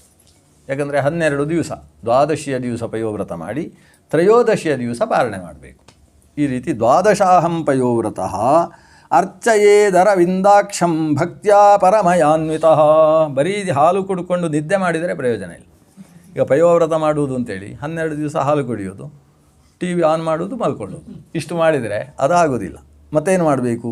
ಅರ್ಚಯೇದರವಿಂದಾಕ್ಷಂ, ಕಮಲದಲಾಯತ ನೇತ್ರನಾಗಿರತಕ್ಕಂತಹ ಭಗವಂತನನ್ನು ಪರಮಯಾ ಭಕ್ತಿಯ ಅನ್ವಿತಃ, ಪೂರ್ಣ ಭಕ್ತಿಯಿಂದ ತುಂಬಿಕೊಂಡು ಅರ್ಚನೆ ಮಾಡಬೇಕು. ಭಕ್ತಿಯಿಂದ ಅನ್ವಿತನಾಗಬೇಕಾದರೆ ಭಗವತ್ ಕಥಾಶ್ರವಣಾದಿಗಳನ್ನು ಮಾಡಬೇಕು. ಹೀಗೆ ಭಗವತ್ ಕಥಾದಿಗಳನ್ನು ಶ್ರವಣ ಮಾಡ್ತಾ, ಆಹಾರದಲ್ಲಿ ಪಯಸ್ಸನ್ನು ಮಾತ್ರ ದೈವ ನಿವೇದಿತವಾದ್ದನ್ನು ಸ್ವೀಕಾರ ಮಾಡ್ತಾ 12 ದಿವಸ ಮಾಡಬೇಕು. ಸರಿ, ಅದನ್ನು ಹೇಗೆ ಮಾಡುವುದು ಅಂತ ಇವಳು ಕೇಳ್ತಾಳೆ. ಬರೀ ಹಾಲು ಮಾತ್ರ ಕುಡಿಯುವುದು ಅಂದರೆ ಎಷ್ಟು ಕುಡಿಬೇಕು? ಉದ್ಧರಣೆಯಷ್ಟೋ, ಲೋಟದಷ್ಟೋ, ಒಂದು ಸೇರಿನಷ್ಟೋ, ಎಷ್ಟು ಕುಡಿಬೇಕು ಅಂತ ಪ್ರಶ್ನೆ. ಅದಕ್ಕೆ ಇವನು ಹೇಳ್ತಾನೆ, ಅದು ಶುರು ಮಾಡೋದು ಪಾಡ್ಯದ ದಿವಸ ಅಲ್ಲ, ಅಮಾವಾಸ್ಯೆಯ ದಿವಸ ಶುರು ಮಾಡಬೇಕು. ಅಂದರೆ ಅದಕ್ಕಿಂತ ಹಿಂದಿನ ಮಾಸದಲ್ಲಿ ಅಮಾವಾಸ್ಯೆಯ ದಿವಸ ಶುರು ಮಾಡಬೇಕು. ಸಿನೀವಾಲ್ಯಾಮೃತಾಲಿಪ್ಯ ಸ್ನಾಯಾತ್ ಕ್ರೋಡ ವಿದೀರ್ಣಯ ಯದಿ ಲಭ್ಯೇತ ವೈ ಸ್ರೋತಃ ಏತಂ ಮಂತ್ರ ಮುದೀರೈತ್. ಸಿನೀವಾಲಿ ಅಂದರೆ ಅಮಾವಾಸ್ಯೆಯ ದಿವಸ. ಅವತ್ತು ಸ್ನಾನದ ಮಹತ್ವವನ್ನು ಹೇಳ್ತಾರೆ. ಅವತ್ತೊಂದು ಸ್ನಾನಕ್ಕೆ ಮಣ್ಣು ಉಜ್ಜಿಕೊಂಡು ಸ್ನಾನ ಮಾಡಬೇಕು. ಯಾವ ಮಣ್ಣಾಗಬೇಕು? ಕ್ರೋಡ ವಿದೀರ್ಣಯ. ಕ್ರೋಡ ಅಂದರೆ ವರಾಹೋತ್ಖಾತವಾದಂತಹ ಮೃತ್ತನ್ನು ತರಬೇಕು. ಇದಕ್ಕೊಂದು ಬಹಳ ಮಹತ್ವ ಇದೆ. ಒಂದು ವಲ್ಮೀಕ ಮೃತ, ಕ್ರೋಡ ವಿದೀರ್ಣವಾದ ಮೃತ ಸಿಗದೆ ಹೋದರೆ ಹುತ್ತದ ಮಣ್ಣಾಗ್ತದೆ. ಯಾವುದು ಹಂದಿ ಅಂದರೆ ಈ ರಾಯಚೂರಲ್ಲೆಲ್ಲ ಇರ್ತದಲ್ಲ, ಆ ಹಂದಿ ಅಲ್ಲ. ಮತ್ತು ಹಂದಿ ಅಂತ ಹೇಳಿದರೆ ಕಾಡು ಹಂದಿಗೂ ಭೂಮಿಗೂ ಭಾರಿ ಇಷ್ಟ. ಅದೇನು ಮಾಡ್ತದೆ, ಆ ಮುಳ್ಳನ್ನು ಹಿಡ್ಕೊಂಡು ನೆಲವನ್ನು ಹೀಗೆ ಮಾಡಿ ಹೊಂಡ ಎಲ್ಲ ಮಾಡಿ ಆಗ್ತದೆ. ಅದು ಹಂದಿಗಳಿಗೆ ಭೂಮಿಯಲ್ಲಿ ಆಟ ಆಡುವುದಂದರೆ ಭಾರಿ ಇಷ್ಟ. ಅದಕ್ಕೆ ಎಷ್ಟು ಶಕ್ತಿ ಇರ್ತದೆ ಅಂತ ಹೇಳಿದರೆ, ಯಾವುದಾದ್ರೂ ಬೀಜಗಳು ಈ ಬಾದಾಮಿ ಎಲ್ಲ ಸಿಕ್ಕಿದರೆ ಫಟ್ ಅಂತ ಹೊಡೆದು ಅದನ್ನೆಲ್ಲ ತಿಂದು ಖಾಲಿ ಮಾಡಿ ಹೋಗ್ತಾ ಇರ್ತವೆ ಹಂದಿಗಳು. ಆ ರೀತಿ ಗೇರು ಬೀಜ ಅದನ್ನು ಕೂಡ ಅವುಗಳೇ ಒಡೆದು ಅದರ ಒಳಗಿದ್ದೆಲ್ಲ ತಿಂದುಕೊಂಡು ಹೋಗ್ತವೆ. ಆ ರೀತಿ ಹಂದಿಗಳು ಭೂಮಿಯನ್ನು, ಯಾಕಂದರೆ ವರಾಹಕ್ಕೂ ಭೂಮಿಗೂ ಒಂದು ಸಂಬಂಧ. ಉದ್ಧೃತ ಶಿವರಾಹೇಣ ಕೃಷ್ಣೇನ ಶತಬಾಹುನ, ಭೂಮಿಯನ್ನು ಎತ್ತಿದ್ದು ವರಾಹರೂಪಿಯಾಗಿ ಪರಮಾತ್ಮ. ಆದ್ದರಿಂದ ಕ್ರೋಡ ವಿದೀರ್ಣವಾದ ವರಾಹ ಯಾವುದನ್ನು ಕಿತ್ತು ಹಾಕಿದೆ ಅಂತಹ ಮಣ್ಣಾಗಬೇಕು. ದೇವರಿಗೆ ಬ್ರಹ್ಮಕಲಶಾಭಿಷೇಕ ಮಾಡುವಾಗ ಆ ಕಲಶಕ್ಕೆ ಒಂದು 7 ವಿಧವಾದ ಮಣ್ಣು ಹಾಕಬೇಕು. ಅದರಲ್ಲಿ ಯಾವುದು ಅಂತ ಹೇಳಿದರೆ, ಎತ್ತು ಈ ಮಣ್ಣನ್ನು ಹೀಗೆ ಮಾಡಿ ಆ ಎತ್ತಿನ ಕೋಡಿನಲ್ಲಿ ಅಂಟುಕೊಂಡಿರ್ತದಲ್ವ ಮಣ್ಣು, ಅದು ಒಂದು ಸ್ವಲ್ಪ ಬೇಕಾಗ್ತದೆ. ಎತ್ತಿನ ಕೋಡಿನಲ್ಲಿ ಅಂಟಿದ ಮಣ್ಣು ತರಬೇಕು, ವಲ್ಮೀಕದ ಮಣ್ಣು ತರಬೇಕು, ಪುಷ್ಕರ ಮೊದಲಾದ ಸರೋವರದ ಒಳಗಿದ್ದ ಮಣ್ಣನ್ನು ಸ್ವಲ್ಪ ತರಬೇಕು, ಇತ್ಯಾದಿ ಮಣ್ಣುಗಳು. ಅದರಲ್ಲಿ ಕ್ರೋಡ ವಿದೀರ್ಣ ಮಣ್ಣು ಕೂಡ ಸೇರಿದೆ. ವರಾಹೋತ್ಖಾತ ಮೃತ ಅಂತ ಅದನ್ನು ಕರೀತಾರೆ. ಆಮೇಲೆ ಅಶ್ವಾಗಾರದ ಮೃತ ಬೇಕು, ಗಜಗಳ ಶಾಲೆ, ಗಜಶಾಲಾಮೃತದಿಂದ ಬೇಕು ಈ ಮೃತ್ತಿಕೆಗಳನ್ನು. ಆಮೇಲೆ ಗೋಶಾಲಾಮೃತ ಬೇಕು, ಅದನ್ನೆಲ್ಲ ಸೇರಿಸಿ ಕಲಶದಲ್ಲಿ ಹಾಕಿ ಆ ಒಂದು ಕಲಶದ ಅಭಿಷೇಕವೂ ಕೂಡ ಪ್ರಧಾನ ಮೂರ್ತಿಗೆ ನಡೆಸಿದಾಗ ಆ ಮೂರ್ತಿಯಲ್ಲಿ ಸನ್ನಿಧಾನ ವಿಶೇಷ ಪ್ರಾಪ್ತಿಯಾಗ್ತದೆ ಅಂತುಂಟು. ಅಂತಹ ಕ್ರೋಢ ವಿದೀರ್ಣವಾದ ಮಣ್ಣನ್ನು ತಂದು ಯದಿ ಲಭ್ಯೇತ ಅಂತ ಬೇರೆ ಹೇಳ್ತಾರೆ, ಸಿಕ್ಕಿದರೆ ಅಂತ. ಇನ್ನು ಸಿಗಲಿಲ್ಲ ಅಂತೇಳಿ ಆ ಮೃತ್ತಿಗೆ ಆ ಸ್ನಾನವನ್ನೇ ಬಿಡಬಾರ್ದು. ಕೊನೆಗೆ ತುಳಸಿ ಮೃತ್ತಿಗೆ ಆದರೂ ಸಾಕಾಗ್ತದೆ ಅಂತ. ಕೊನೆಗೆ ಯಾವುದು ಸಿಗದೆ ಹೋದರೆ ಅದು ಅಂತೂ ಯದಿ ಲಭ್ಯೇತ ವೈ ಸ್ರೋತಃ. ಸ್ನಾನಕ್ಕೆ ಜಾಗ ಯಾವುದು ಅಂತೇಳಿದರೆ ನದಿ ಸಿಕ್ಕಿದರೆ ನದಿಯೇ ಶ್ರೇಷ್ಠ ಅಂತ.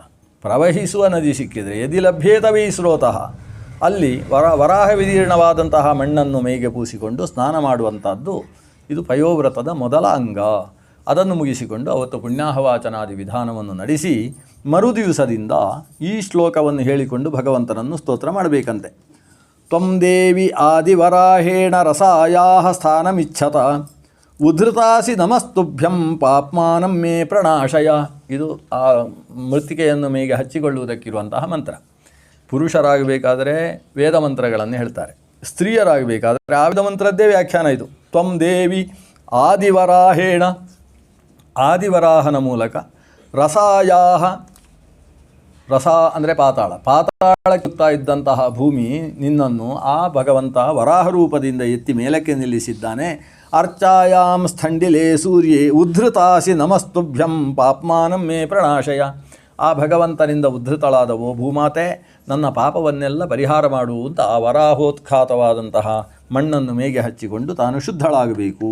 ಹಾಗೆ ಮಾಡಿಕೊಂಡು ನಿರ್ವರ್ತಿತಾತ್ಮನಿಯಮ ದೇವಮರ್ಚೇತ್ ಸಮಾಹಿತಃ ಅರ್ಚಾಯಾಂ ಸ್ಥಂಡಿಲೇ ಸೂರ್ಯೇ ಜಲೇ ವನ್ನೌ ಗುರಾವಪಿ. ಆಮೇಲೆ ಭಗವಂತನಿಗೆ ಪೂಜೆ ಮಾಡಬೇಕು. ಗಂಡಸರು ಪಯೋವ್ರತ ಮಾಡುವಾಗ ಸಪತ್ನೀಕರಾಗಿ ಮಾಡುವಂಥದ್ದು ಶ್ರೇಷ್ಠ. ಒಬ್ಬಳೇ ಮಾಡುವುದಾದರೂ ಕೂಡ ಆಕೆಗೆ ಇದು ವಿಧಿ. ಭಗವಂತನ ಪೂಜೆ ಮಾಡಲಿಕ್ಕೆ ಯಾವುದು ಅರ್ಚ ಅಂದರೆ ಪ್ರತಿಮೆ, ಯಾವುದು ಅಂದರೆ ಸ್ಥಂಡಿಲ. ನೀವು ರಂಗೋಲಿಯಲ್ಲಿ ದೇವರನ್ನು ಬರೆದು ಅದರಲ್ಲಿ ಬೇಕಾದರೂ ಪೂಜೆ ಮಾಡ್ಬೋದು. ಇಲ್ಲ ಸೂರ್ಯನಲ್ಲಿ ಪೂಜಿಸ್ಬೋದು ಅಂತ. ಸೂರ್ಯನಲ್ಲಿ ಪೂಜಿಸುವುದು ಅಂತ ಹೇಳಿದರೆ ಸೂರ್ಯೋಪಸ್ಥಾನ. ಸೂರ್ಯನಲ್ಲಿ ಪೂಜಿಸುವಾಗ ಸೂರ್ಯನಿಗೆ ಮಂತ್ರಾಕ್ಷತೆ ಬಿಸಾಡುವುದಲ್ಲ. ಮತ್ತು ಸೂರ್ಯನನ್ನು ಉಪಸ್ಥಾನ ಅಂದರೆ ಧ್ಯಾನ ಮಾಡುವುದರ ಮೂಲಕ ಪೂಜಿಸಬೇಕು. ಸ್ಥಂಡಿಲೇ ಸೂರ್ಯೇ ಜಲೆ, ನೀರಿನಲ್ಲಿ ಪೂಜೆ ಮಾಡುವುದು ಅಂದರೆ ಕಲಶದಲ್ಲಿ ನೀರು ತುಂಬಿಸಿ ಕಲಶ ಪೂಜೆ ಮಾಡುವುದು. ವನ್ನವು ಅಂದರೆ ಅಗ್ನಿಯಲ್ಲಿ ಹೋಮ ಮಾಡುವುದು. ಗುರಾವಪಿ ಅಂದರೆ ಬ್ರಾಹ್ಮಣರಲ್ಲಿ ಅನ್ನದಾನಾದಿಗಳನ್ನು ಮಾಡಿ ಪೂಜೆ ಮಾಡುವುದು. ಹೀಗೆ ಭಗವಂತನನ್ನು ಬೇರೆ ಬೇರೆ ಮುಖದಿಂದ ಆರಾಧನೆ ಮಾಡಬೇಕು. ಆವಾಗ ಹೇಳುವ ಸ್ತೋತ್ರ, ಆ ಸ್ತೋತ್ರ ಹೇಳಬೇಕಿಲ್ಲ, ಅದಕ್ಕೋಸ್ಕರ ಓದ್ತಾ ಇದ್ದೇನೆ ಅಷ್ಟೇ. ನಮೋ ವ್ಯಕ್ತಾಯ ಸೂಕ್ಷ್ಮಾಯ ಪ್ರಧಾನ ಪುರುಷಾಯ ಚ ಚತುರ್ವಿಂಶ ಗಣಜ್ಞಾಯ ಗುಣ ಸಂಸ್ಥಾನ ಹೇತವೇ ನಮೋ ದ್ವಿಶೀರ್ಷ್ಣೇ ದ್ವಿಪದೇ ಚತುಶೃಂಗಾಯ ತಂತವೇ ಸಪ್ತಹಸ್ತಾಯ ಯಜ್ಞಾಯ ತ್ರಯೀ ವಿದ್ಯಾತ್ಮನೇ ನಮಃ. ನಮಃ ಶಿವಾಯ ರುದ್ರಾಯ ನಮಸ್ತೆ ಯೋಗಹೇತವೇ ಸರ್ವವಿದ್ಯಾಧಿಪತಯೇ ಭೂತಾನಾಂ ಪತಯೇ ನಮಃ. ನಮೋ ಹಿರಣ್ಯಗರ್ಭಾಯ ಪ್ರಾಣಾಯ ಜಗದಾತ್ಮನೇ ಯೋಗೈಶ್ವರ್ಯ ಶರೀರಾಯ ನಮಸ್ತೆ ಯೋಗಹೇತವೇ.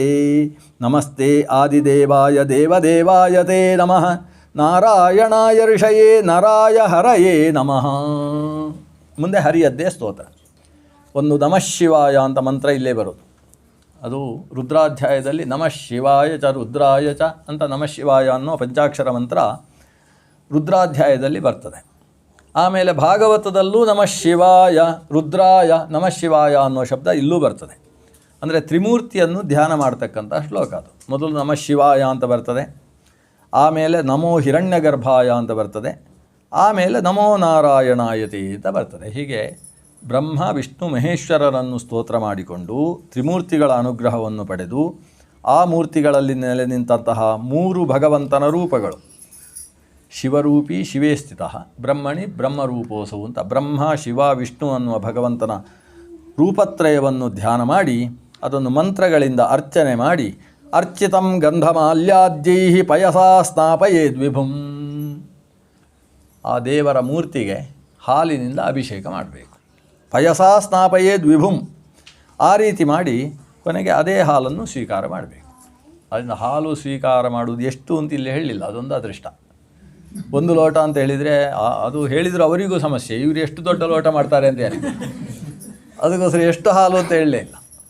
ಹಾಲಿನಿಂದ ದೇವರಿಗೆ ಅಭಿಷೇಕ ಮಾಡಬೇಕು. ಅಭಿಷೇಕ ಮಾಡಿದ ಹಾಲನ್ನು ಮಾತ್ರ ಆಹಾರವನ್ನಾಗಿ ತಗೊಳ್ಬೇಕು. ಸಸರ್ಪಿಸ್ ಸಗುಡಂ ದತ್ವಾ ಜುಹುಯಾತು ಮೂಲ ವಿದ್ಯೆಯ ನಿವೇದಿತಂ ತದ್ಭಕ್ತಾಯ ದದ್ಯಾದ್ ಭುಂಜೀತವಾ ಸ್ವಯಂ ಗಂಧಧೂಪಾಧಿಭಿಶ್ಚಾರ್ಚೇತ್ ದ್ವಾದಶಾಕ್ಷರ ವಿದ್ಯೆಯ ಶ್ರುತಂ ಪಯಸಿ ನೈವೇದ್ಯಂ ಶಾಲ್ಯನ್ನಂ ವಿಭವೇ ಸತಿ. ದ್ವಾದಶಾಕ್ಷರ ವಿದ್ಯೆ ಅಂದರೆ ಭಗವತೆ ವಾಸುದೇವಾಯ ಅಂತ ಹೇಳುವುದಕ್ಕೆ ಓಂ ನಮಃ ಅಂತ ಆರಂಭದಲ್ಲಿ ಸೇರಿಸಿದರೆ ಅದು ದ್ವಾದಶಾಕ್ಷರ ಮಂತ್ರ. ಆ ದ್ವಾದಶಾಕ್ಷರ ಮಂತ್ರದಿಂದ ದೇವರಿಗೆ ಅರ್ಚನೆ, ಅದೇ ಮಂತ್ರದಿಂದ ಅಗ್ನಿಯಲ್ಲಿ ಹಾಲಿನಿಂದ ಆಹುತಿ, ಹಾಲಿನಿಂದ ಅಂದರೆ ಕ್ಷೀರಾನ್ನದಿಂದ ಆಹುತಿಯನ್ನು ಕೊಟ್ಟು ಬ್ರಾಹ್ಮಣ ಭೋಜನವನ್ನು ಮಾಡಿಸಬೇಕು. ತಾನು ಮಾತ್ರ ಅದರಲ್ಲಿ ಅವಶಿಷ್ಟವಾದ ಕ್ಷೀರವನ್ನು ತಾನು ಸ್ವೀಕಾರ ಮಾಡಬೇಕು. ಇಷ್ಟೇ ಅಲ್ಲ, ದೇವರಿಗೆ ಪ್ರದಕ್ಷಿಣೆ ಬರಬೇಕು. 12 ಪ್ರದಕ್ಷಿಣೆ ಬಂದು ದ್ವಾದಶಾಕ್ಷರ ವಿದ್ಯೆಯಿಂದ ನಮಸ್ಕಾರ ಮಾಡಬೇಕು. ಕನಿಷ್ಠ 2 ಬ್ರಾಹ್ಮಣರನ್ನಾದರೂ ಭೋಜನ ಮಾಡಬೇಕು. ಬ್ರಹ್ಮಚರ್ಯದಲ್ಲಿರಬೇಕು. ರಾತ್ರಿಯಲ್ಲಿ ಸಾಧ್ಯ ಆದರೆ ಭಜನೆ ಮಾಡಬೇಕು, ದೇವರ ಪ್ರಾರ್ಥನೆ ಮಾಡಬೇಕು. ಮತ್ತೆ ಮರುದಿವಸ ದೇವರಿಗೆ ಪಯಸ್ಸಿನಿಂದ ಸ್ನಾನ ಮಾಡಿಸಬೇಕು. ಪಯೋಭಕ್ಷ ವ್ರತಮಿದಂ ಚರೇತ್ ವಿಷ್ಣುರ್ಚನಾದೃತಃ. ಕೇವಲ ಹಾಲನ್ನು ಭಕ್ಷ್ಯವನ್ನಾಗಿಟ್ಟುಕೊಂಡು ಬೇರೆ ಭಕ್ಷಣವನ್ನು ಮಾಡದೆ ಹರಿಯ ಆರಾಧನೆಯನ್ನು ಮಾಡಬೇಕು. ಈ ರೀತಿ ಆರಾಧನೆಯನ್ನು ಮಾಡಿದರೆ ಆಮೇಲೆ ಉಂಟು 12 ದಿವಸ ಆಯಿತು ಇದೇ ಕ್ರಮದಲ್ಲಿ. ಮಧ್ಯದಲ್ಲಿ ಏಕಾದಶಿಯ ದಿವಸವೂ ಹಾಲು ಕುಡಿಲಿಕ್ಕಿಲ್ಲ. ಒಂದು ಏಕಾದಶಿ ಶುದ್ಧ ಹಾಲನ್ನೂ ಬಿಟ್ಟು ವ್ರತ ಮಾಡಬೇಕು. ಯಾಕಂದರೆ ಎಲ್ಲ ವ್ರತಗಳಿಗಿಂತ ಏಕಾದಶಿ ವ್ರತ ಮುಂದೆ ಅಂತೆ. ಎಲ್ಲ ವ್ರತಗಳಿಗಿಂತ ಹರಿವಾಸರ ವ್ರತವು ಮುಂದೆ ಅಂತ ದಾಸರು ಒಂದು ಪದ್ಯ ಬರೆದಿದ್ದಾರೆ. ಆದ್ದರಿಂದ ಆ ವ್ರತಕ್ಕೆ ಬಾಧಕವಾಗುವ ಹಾಗೆ ಯಾವುದೇ ವ್ರತವನ್ನು ಅನುಷ್ಠಾನ ಮಾಡುವ ಹಾಗಿಲ್ಲ. ಮತ್ತು ದ್ವಾದಶಿಯ ದಿವಸ ಕೇವಲ ಹಾಲಿನಿಂದಲೇ ಪಾರಣೆಯನ್ನು ಮಾಡಬೇಕು, ಹಾಲು ಬಿಟ್ಟು ಬೇರೆ ತಗೊಳ್ಳುವುದಕ್ಕಿಲ್ಲ. ತ್ರಯೋದಶಿಯ ದಿವಸ ಬ್ರಾಹ್ಮಣರನ್ನು ಕ್ಷೀರಾನ್ನ ಭೋಜನ ಮಾಡಿಸಿ ಅವರ ಆಶೀರ್ವಾದವನ್ನು ಪಡೆದು ಮತ್ತೆ ತಾನು ಕ್ಷೀರಭೋಜನ ತಾನು ಪಾರಣೆಯನ್ನು ಮಾಡಿದರೆ ಅಲ್ಲಿಗೆ ಭುಕ್ತವತ್ಸು ಚ ವಿಪ್ರೇಷು ದೀನಾಂಧ ಕೃಪಣಾದಿಷು ವಿಷ್ಣೋಸ್ತತ್ಪ್ರೀಣನಂ ವಿದ್ವಾನ್ ಸಹ ಭುಂಜೀತ ಬಂಧುಭಿಹಿ. ಕೊನೆಗೆ ತಾನು ಕೂಡ ಭೋಜನವನ್ನು ಮಾಡಬೇಕು. ಅವತ್ತು ಊಟ ಮಾಡಿ ಸುಮ್ಮನೆ ಮಲ್ಕೊಳ್ಳುವುದಲ್ಲ. ಆಮೇಲೆ 12 ದಿವಸ ವ್ರತ ಮಾಡಿ ಸುಸ್ತಾಗಿದೆ ಅಂತ 13ನೇ ದಿವಸ ಎಲ್ಲ ಊಟ ಮಾಡಿ ಆಮೇಲೆ ದಿವಸ ಪೂರ್ತಿ ಬಿದ್ದುಕೊಳ್ಳೋದು. ವ್ರತ ಅಂತೂ ಪೂರ್ತಿ ಆಯ್ತಲ್ವ ಅಂತ ಮಾಡುವ ಹಾಗಿಲ್ಲ. ಮತ್ತೇನು ಮಾಡಬೇಕು ಅವತ್ತು? ಭರತನಾಟ್ಯ ಗೊತ್ತಿದ್ದರೆ ಭರತನಾಟ್ಯ ಮಾಡಬೇಕು.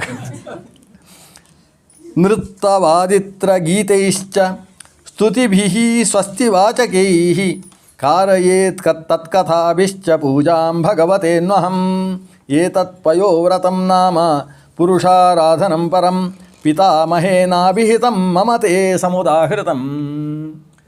ಈ 12 ದಿವಸವೂ ಕೂಡ ಭಗವಂತನನ್ನು ನೃತ್ಯ, ವಾದಿತ್ರ, ಗೀತ ಒಂದು ಸಾಂಸ್ಕೃತಿಕ ಕಾರ್ಯಕ್ರಮದ ಮೂಲಕ ಭಗವಂತನನ್ನು ಸಂತೋಷಗೊಳಿಸಬೇಕು. 13ನೇ ದಿವಸವೂ ಕೂಡ ಬ್ರಾಹ್ಮಣ ಭೋಜನ ಮಾಡಿಸಿ ಅವರ ಮುಂದೆಯೂ ಕೂಡ ನೃತ್ಯ ವಾದಿತ್ರಾದಿಗಳನ್ನು ನಡೆಸಬೇಕು. ಹೀಗೆ ಅಂತೇಳಿ ಚತುರ್ಮುಖ ಬ್ರಹ್ಮ ನನಗೊಂದು ಉತ್ತಮ ಸಂತತಿಯನ್ನು ಕೊಡುವ ವ್ರತವನ್ನು ಉಪದೇಶ ಮಾಡಿದ್ದ. ಅದನ್ನು ನಾನು ನಿನಗೆ ಹೇಳಿದ್ದೇನೆ. ಅದಿತಿಗೆ ಆಶ್ಚರ್ಯ ಏನಂದರೆ, ನಾನು ಕೇಳಿದ್ದೇನು, ನನ್ನ ಮಕ್ಕಳಿಗೆ ತುಂಬ ಸಮಸ್ಯೆ ಆಗಿದೆ, ಪರಿಹಾರ ಬೇಕು ಅಂದರೆ ಸಂತತಿಯಾಗುವ ವ್ರತವನ್ನು ಉಪದೇಶ ಮಾಡಿದ್ದಾನೆ ಪತಿ. ಅರ್ಥ ಆಗ್ತದೆ. ಇದರಿಂದಾಗಿ ಸಾಕ್ಷಾತ್ ಭಗವಂತ ಉದರದಲ್ಲಿ ಜನಿಸ್ತಾನೆ ಅಂತ ಅವರೇ ಹೇಳ್ತಾರೆ.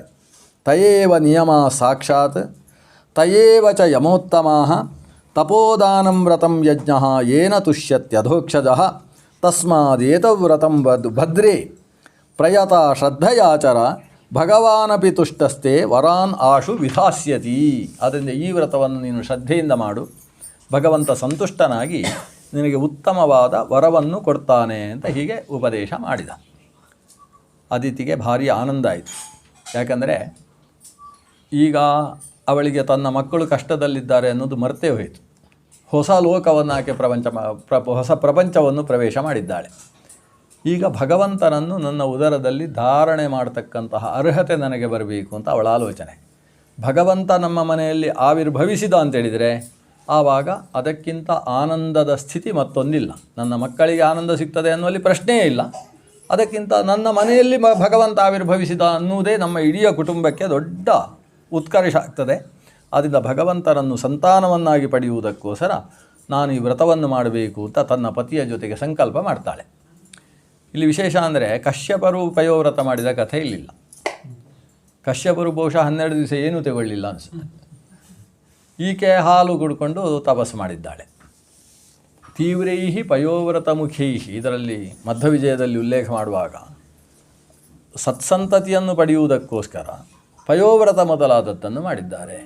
ಅದರಲ್ಲಿ ಹಿಂದಕ್ಕೆ ಯಾರು ಪೂರ್ವೇಪಿ ಕರ್ದಮ ಪರಾಶರ ಪಾಂಡುಮುಖ್ಯಾ ಯತ್ಸೇವಯ ಗುಣಗಣಾಢ್ಯಂ ಅಪತ್ಯಮಾಪುಹು. ಕರ್ದಮ ಪರಾಶರಾದಿಗಳೆಲ್ಲ ಭಗವಂತನನ್ನು ಮಗನನ್ನಾಗಿ ಪಡೆಯುವುದಕ್ಕೋಸ್ಕರ ಭಗವಂತನ ಸೇವೆಯನ್ನು ಮಾಡಿದ್ದಾರೆ, ಪಯೋವ್ರತ ಮೊದಲಾದದ್ದನ್ನು ಮಾಡಿದ್ದಾರೆ ಅಂತ ಉಲ್ಲೇಖ ಮಾಡಿದ್ದಾರೆ. ಇಲ್ಲಿ ದಂಪತಿಗಳು ಪಯೋವ್ರತ ಮಾಡಿದ ಉಲ್ಲೇಖ ಇಲ್ಲ. ಪತ್ನಿ ಪಯೋವ್ರತ ಮಾಡ್ತಾಳೆ, ಪತಿ ಪೂರ್ತಿ ಅದಕ್ಕೆ ಅನುಕೂಲವಾಗಿರ್ತಾನೆ, ಆತ ಸಂಪೂರ್ಣ ತಾನು ಆಹಾರ ತ್ಯಾಗ ಮಾಡಿ ಭಗವದ್ ಉಪಾಸನೆ ಮಾಡ್ತಾ ಇರ್ತಾನೆ. ಇದರ ಪರಿಣಾಮವಾಗಿ ಭಗವಂತ ಇಬ್ಬರಲ್ಲೂ ಕೂಡ ತಾನು ಪ್ರವೇಶ ಮಾಡ್ತಾನೆ. ಆತನಲ್ಲಿ ಪ್ರವೇಶ ಮಾಡಿದಂತಹ ಭಗವಂತ ನಂತರ ಈಕೆಯ ಗರ್ಭದಲ್ಲಿ ಪ್ರವೇಶ ಮಾಡ್ತಾನೆ. ಗರ್ಭದಲ್ಲಿ ಪ್ರವೇಶ ಮಾಡಿದಂತಹ ಭಗವಂತನನ್ನು ಅದಿತಿ ಉದರದಲ್ಲಿರುವಾಗಲೇ ಸ್ತೋತ್ರ ಮಾಡ್ತಾಳೆ. ಯಜ್ಞೇಶ ಯಜ್ಞ ಪುರುಷಾಚ್ಯುತ ತೀರ್ಥಪಾದ ತೀರ್ಥಶ್ರವ ಶ್ರವಣ ಮಂಗಲನಾಮಧೇಯ ಆಪನ್ನ ಲೋಕವ್ರಜಿನೋಪಶಮೋದಯಾದ್ಯ ಶಮ್ನಃ ಕೃಧೀಶ ಭಗವನ್ ಅವಸನ್ನನಾಥ. ಯಜ್ಞೇಶ ಯಜ್ಞಪುರುಷ ಅಚ್ಯುತ ತೀರ್ಥಪಾದ ತೀರ್ಥಶ್ರವ ಶ್ರವಣಮಂಗಲನಾಮಧೇಯ ಇದೆಲ್ಲ ಭಗವಂತನ ಸುಂದರವಾದ ಹೆಸರು. ಗಜೇಂದ್ರ ಮೋಕ್ಷದ ಕಾಲದಲ್ಲೂ ತೀರ್ಥಶ್ರವ ಶ್ರವಣಮಂಗಲನಾಮಧೇಯ ಅನ್ನೋ ಹೆಸರೇ ಬರ್ತದೆ. ಅದರ ಜೊತೆಗೆ ಆಕೆ ಕರೆಯುವುದು ಆಪನ್ನ ಲೋಕವ್ರಜಿನೋಪಶಮೋದಯ. ಯಾರು ನಿನ್ನನ್ನು ಶರಣು ಹೊಂತಾರೋ ಶರಣು ಹೊಂದಿದವರಿಗೆ ಉಂಟಾದ ಎಲ್ಲ ರೀತಿಯ ವ್ರಜಿನಗಳನ್ನು ಪರಿಹಾರ ಮಾಡತಕ್ಕಂತಹ ವ್ಯಕ್ತಿ ನೀನು. ನಮಗೆ ಶಮ್ನಃ ಕೃಧೀಶ ಭಗವನ್, ನೀನು ಅವಸನ್ನರಿಗೆ ಯಾವತ್ತೂ ಕೂಡ ಕೈ ಕೊಡುವವ. ಈ ಕೈ ಕೊಡುವವ ಅಂತ ಹೇಳಿದರೆ ನಮ್ಮಲ್ಲಿ ಕೆಟ್ಟ ಅರ್ಥದಲ್ಲಿ ಪ್ರಯೋಗ ಮಾಡ್ತೇವೆ. ಅವನು ಎಲ್ಲ ಅಂಥ ವಿಷಯದಲ್ಲಿ ಕೈ ಕೊಡುವ ವ್ಯಕ್ತಿ, ಜಾಗೃತಿಯಾಗಿರಿ ಅಂತ ಹೇಳ್ತಾರೆ. ಕೈ ಕೊಡುವವ ಅಂದರೆ ಕರಾವಲಂಬನವನ್ನು ಕೊಟ್ಟು ಎತ್ತುವವ ಅಂತ ಅರ್ಥ. ನೀನು ಅವಸನ್ನರು ಯಾರಿದ್ದಾರೆ, ಕಷ್ಟದಲ್ಲಿ ಯಾರಿದ್ದಾರೆ ಅವರ ಮೇಲೆ ನಿನಗೆ ಪ್ರೀತಿ ಜಾಸ್ತಿ. ಸುಖದಲ್ಲಿರುವವರನ್ನು ನೀನು ಎಷ್ಟು ಪ್ರೀತಿಸ್ತಿ ಅಂತ ಯಾರಿಗೂ ಗೊತ್ತೇ ಆಗೋದಿಲ್ಲ. ಆದರೆ ಕಷ್ಟದಲ್ಲಿದ್ದವರನ್ನು ಹೆಚ್ಚು ಪ್ರೀತಿಸುವವ. ವಸ್ತುತಃ ಭಗವಂತ ಕಷ್ಟದಲ್ಲಿದ್ದವರನ್ನು ಹೆಚ್ಚು ಯಾಕೆ ಪ್ರೀತಿಸ್ತಾನೆ? ಭಗವಂತ ಎಲ್ಲರನ್ನೂ ಸಮಾನವನ್ನಾಗಿ ನೋಡುವವ. ಆದರೆ ಕಷ್ಟದಲ್ಲಿದ್ದವರ ಮೇಲೆ ಪ್ರೀತಿ ಜಾಸ್ತಿ ಅಂತ ನೋಡುವವರಿಗೆ ಕಾಣಿಸ್ತಾನೆ. ಒಂದು ಸಲ ದೇವಲೋಕದಲ್ಲಿ ಈಕೆ ಹೋಗ್ತಾ ಇರ್ತಾಳೆ. ಯಾರು? ಸುರಭಿ ಅಂದರೂ ಈ ಕಶ್ಯಪನ ಪತ್ನಿ. ಎಲ್ಲ ಕಾಮಧೇನು ಇತ್ಯಾದಿಗಳು ಆವಿರ್ಭಾವ ಆಗೋದಕ್ಕೆ ಕಾರಣೀಭೂತಾದಂಥ ಗೋಮಾತೆ ಸುರಭಿ ಅಂತ ಕರೀತಾರೆ. ಸುರಭಿ ಹೋಗ್ತಾ ಇದ್ದವಳು ಭೂಮಿಯನ್ನು ನೋಡ್ತಾಳಂತೆ. ನೋಡಿ ಅವಳ ಕಣ್ಣಿನಲ್ಲಿ 4 ಹನಿ ನೀರು ಬೀಳ್ತದಂತೆ. 4 ಹನಿ ನೀರು ಬಿದ್ದಾಗ ಏನಾಯಿತು ಅಂತ ಪ್ರಶ್ನೆ ಮಾಡಿದರು ಸುತ್ತಮುತ್ತ ದೇವತೆಗಳು. ಅದಕ್ಕೆ ಆಕೆ ಹೇಳ್ತಾಳೆ, ನೋಡಿ ನನ್ನ ಮಗ ಅವನನ್ನು ನೊಗಕ್ಕೆ ಕಟ್ಟಿ ಪಟ ಹೊಡಿತಾ ಇದ್ದಾನೆ ಆ ಕೃಷಿಕ. ಅಂದರೆ ಉಳ್ತಾ ಇದ್ದಾರೆ ಅಲ್ಲಿ. ಉಳುವಾಗ ಇದಕ್ಕೆ ಪಾಪ ಹೊಟ್ಟೆ ಎಲ್ಲ ಖಾಲಿಯಾಗಿದೆ ಇದಕ್ಕೆ, ಎತ್ತಿಗೆ. ಆ ಎತ್ತಿಗೆ ಹೊಡಿತಾ ಇರುವುದನ್ನು ನೋಡಿ ಇವಳಿಗೆ ನೋವಂತೆ. ನನ್ನ ಕುಟುಂಬದ ಮಗು ಅದು, ಅದಕ್ಕೆ ಹೊಡಿತಾ ಇದ್ದಾರೆ ಹೀಗೆ ಅಂತ.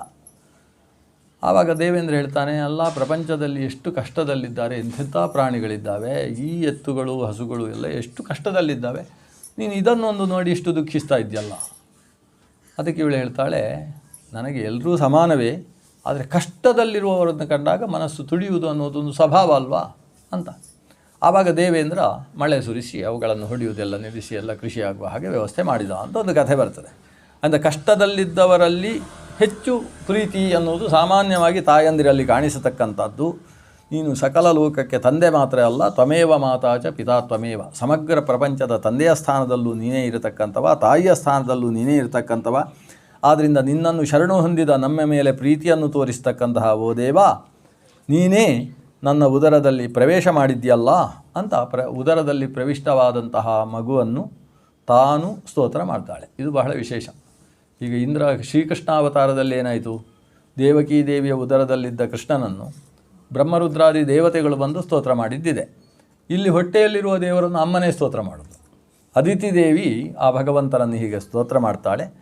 ಆ ತಾಯಿಯಿಂದಲೇ ಸ್ತುತನಾದಂತಹ ಭಗವಂತ ನಾನು ನಾಳೆ ಅವತರಿಸುವುದು ಅಂತ ಆಲೋಚನೆ ಮಾಡಿದ್ದಾನೆ.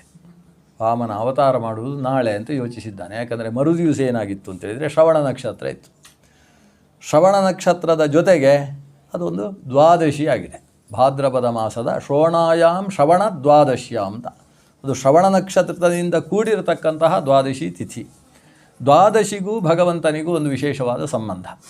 ಯಾಕೆಂದರೆ ಭಗವಂತ 15 ತಿಥಿಗಳನ್ನು ತಾನು ನಿಯಂತ್ರಿಸ್ತಾನೆ. 14ನೇದ್ದಾದದ್ದು ಅಮಾವಾಸ್ಯೆ, ಅದಕ್ಕೂ ಭಗವಂತ ನಿಯಾಮಕ. ಈಗ 16 ತಿಥಿಗಳಿಗೆ ಭಗವಂತ ನಿಯಾಮಕ. ಆವಾಗ ದೇವತೆಗಳು ಬಂದು ನಂಗೊಂದು ಬೇಕು ಅಂತ ಕೇಳಿದ್ರಂತೆ. ಅದಕ್ಕೆ ಪ್ರತಿಪತ್ ಅಂತ ಒಂದು ತಿಥಿ ಉಂಟಲ್ಲೋ ಅದನ್ನು ಯಜ್ಞಪುರುಷನಿಗೆ ಅಗ್ನಿಗೆ ಕೊಟ್ಟಂತೆ. ಒಂದೊಂದು ತಿಥಿ ಒಬ್ಬೊಬ್ಬರಿಗೆ. ದ್ವಿತೀಯ ತಿಥಿಯನ್ನು ಬ್ರಹ್ಮನಿಗೆ ಕೊಡ್ತಾನೆ, ತೃತೀಯ ತಿಥಿಯನ್ನು ಗೌರಿಗೆ ಕೊಡ್ತಾನೆ, ಚತುರ್ಥಿಯನ್ನು ಗಣಪತಿಗೆ, ಅಂದರೆ ಗಣೇಶ ಚತುರ್ಥಿಯಿಂದೆಲ್ಲ ಬಂದದ್ದು ಹಾಗೆ. ಸ್ಕಂದ ಪಂಚಮಿ ಅಂತ ಬಂದದ್ದು ಅವನಿಗೆ ಕೊಟ್ಟದ್ರಿಂದ, ದುರ್ಗಾಷ್ಟಮಿ ಅಂತ ಬಂದದ್ದು ದುರ್ಗೆಗೆ ಕೊಟ್ಟದ್ರಿಂದ, ದಶಮಿಯನ್ನು ಐರಾವತ ಮತ್ತು ಧರ್ಮ ಇಬ್ಬರಿಗೆ ಪಾಲು ಮಾಡಿಕೊಡ್ತಾನೆ. ದಶಮಿಯನ್ನು ಒಂದನ್ನೇ ಬಂದು ಇಬ್ಬರು ಕೇಳಿದಾಗ ಸ್ವಲ್ಪ ತಗೊಳ್ಳಿ ಅಂತೇಳಿ ಅದನ್ನು ಧರ್ಮ ಪ್ರಜಾಪತಿಗೆ ಕೊಡ್ತಾನೆ. ಏಕಾದಶಿಯನ್ನು ಧರ್ಮನಿಗೇ ಕೊಡ್ತಾನೆ, ಯಮಧರ್ಮ. ದ್ವಾದಶಿಯನ್ನು ಮಾತ್ರ ತಾನೇ ಇಟ್ಟುಕೊಳ್ತಾನೆ, ಯಾರಿಗೂ ಬಿಟ್ಟುಕೊಡುವುದಿಲ್ಲ ಭಗವಂತ. ಅದರಿಂದ ದ್ವಾದಶಿಗೆ ಅಧಿದೇವತೆ ಭಗವಂತ. ಹರಿವಾಸರ ಅಂತ ಕರೆಯುವುದು ದ್ವಾದಶಿಯನ್ನು. ಅದು ಹರಿಯ ದಿನ, ಹರಿದಿನ ಅಂದರೆ ದ್ವಾದಶಿ. ನಾವು ಏಕಾದಶಿ ಅಂತ ಯಾಕೆ ಹೇಳುವುದಂದರೆ ನಾವು ದ್ವಾದಶಿಯೇ ಉಪವಾಸ ಮಾಡೋದು ಪ್ರತಿ ಸಲ. ಏಕಾದಶಿ ಚೂರು ಇದ್ದು ಜಾಸ್ತಿ ದ್ವಾದಶಿ ಇದ್ದರೆ ಅದು ಹರಿವಾಸರ. ಅಂದರೆ ಹರಿವಾಸರ ಏಕಾದಶ್ಯ ಪ್ರಾಂತಭಾಗ ದ್ವಾದಶ್ಯ ಆದ್ಯ ಏವ ಚ ಹರಿವಾಸರ ನಾಮಾಸೌ ಏಕಾದಶ್ಯ ಸಮೋಹಿ ಸಹ ಅಂತ. ಅದರಿಂದ ಏಕಾದಶಿ ಪೂರ್ತಿ ಉಪವಾಸ ಇದ್ದು ದ್ವಾದಶಿ ದಿವಸ ಶ್ರವಣ ನಕ್ಷತ್ರ ಬಂದರೆ ಅವತ್ತು ಉಪವಾಸ ಮಾಡಬೇಕು. ಯಾಕೆ ಮಾಡಬೇಕು ಅಂದರೆ ದ್ವಾದಶಿ ಭಗವಂತನದ್ದು, ಶ್ರವಣ ನಕ್ಷತ್ರವೂ ಭಗವಂತನದ್ದೇ. ಭಗವಂತನ ಉಪವಾಸ ಪ್ರಿಯೋ ವಿಷ್ಣು. ಅವನು ಉಪವಾಸದಲ್ಲಿ ಅಂದರೆ ಅವನಿಗೆ ಭಾರಿ ಖುಷಿ ಅವನಿಗೆ. ಹಾಗಾಗಿ ಅವನ ನಕ್ಷತ್ರ ಅವನ ತಿಥಿ ಎರಡೂ ಸೇರಿತು ಅಂತಾದರೆ ಅದು ಉಪವಾಸಕ್ಕೆ ಯೋಗ್ಯವಾದಂತಹ ಕಾಲ. ಆ ದೇವರು ಹುಟ್ಟಿದಾಗಲೂ ಉಪವಾಸ ಮಾಡಬೇಕು.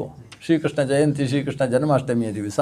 ಹಾಗೆ ಆ ಭಗವಂತ ದ್ವಾದಶಿ ಅವನದ್ದೇ ತಿಥಿ ಆದ್ದರಿಂದ, ಅದರ ಜೊತೆಗೆ ಅವನದ್ದೇ ನಕ್ಷತ್ರವೂ ಇರುವುದರಿಂದ ತನ್ನ ನಕ್ಷತ್ರದಲ್ಲೇ ತಾನು ಆವಿರ್ಭವಿಸಬೇಕು ಅಂತ ಭಗವಂತ ಚಿಂತಿಸಿದ್ದಾನೆ ಅನ್ನುವ ಕಥೆಯ ಜೊತೆಗೆ ಇವತ್ತಿನ ಅನುಸಂಧಾನವನ್ನು ನಿಲ್ಲಿಸೋಣ. ನಾಳೆ ವಾಮನಾವತಾರವಾಗಿ ವಾಮನನ ಕಥೆಯನ್ನು ಮತ್ತೆ ನಾಳೆ ಶ್ರವಣ ಮಾಡೋಣ. ಶ್ರೀಕೃಷ್ಣಾರ್ಪಣಮಸ್ತು.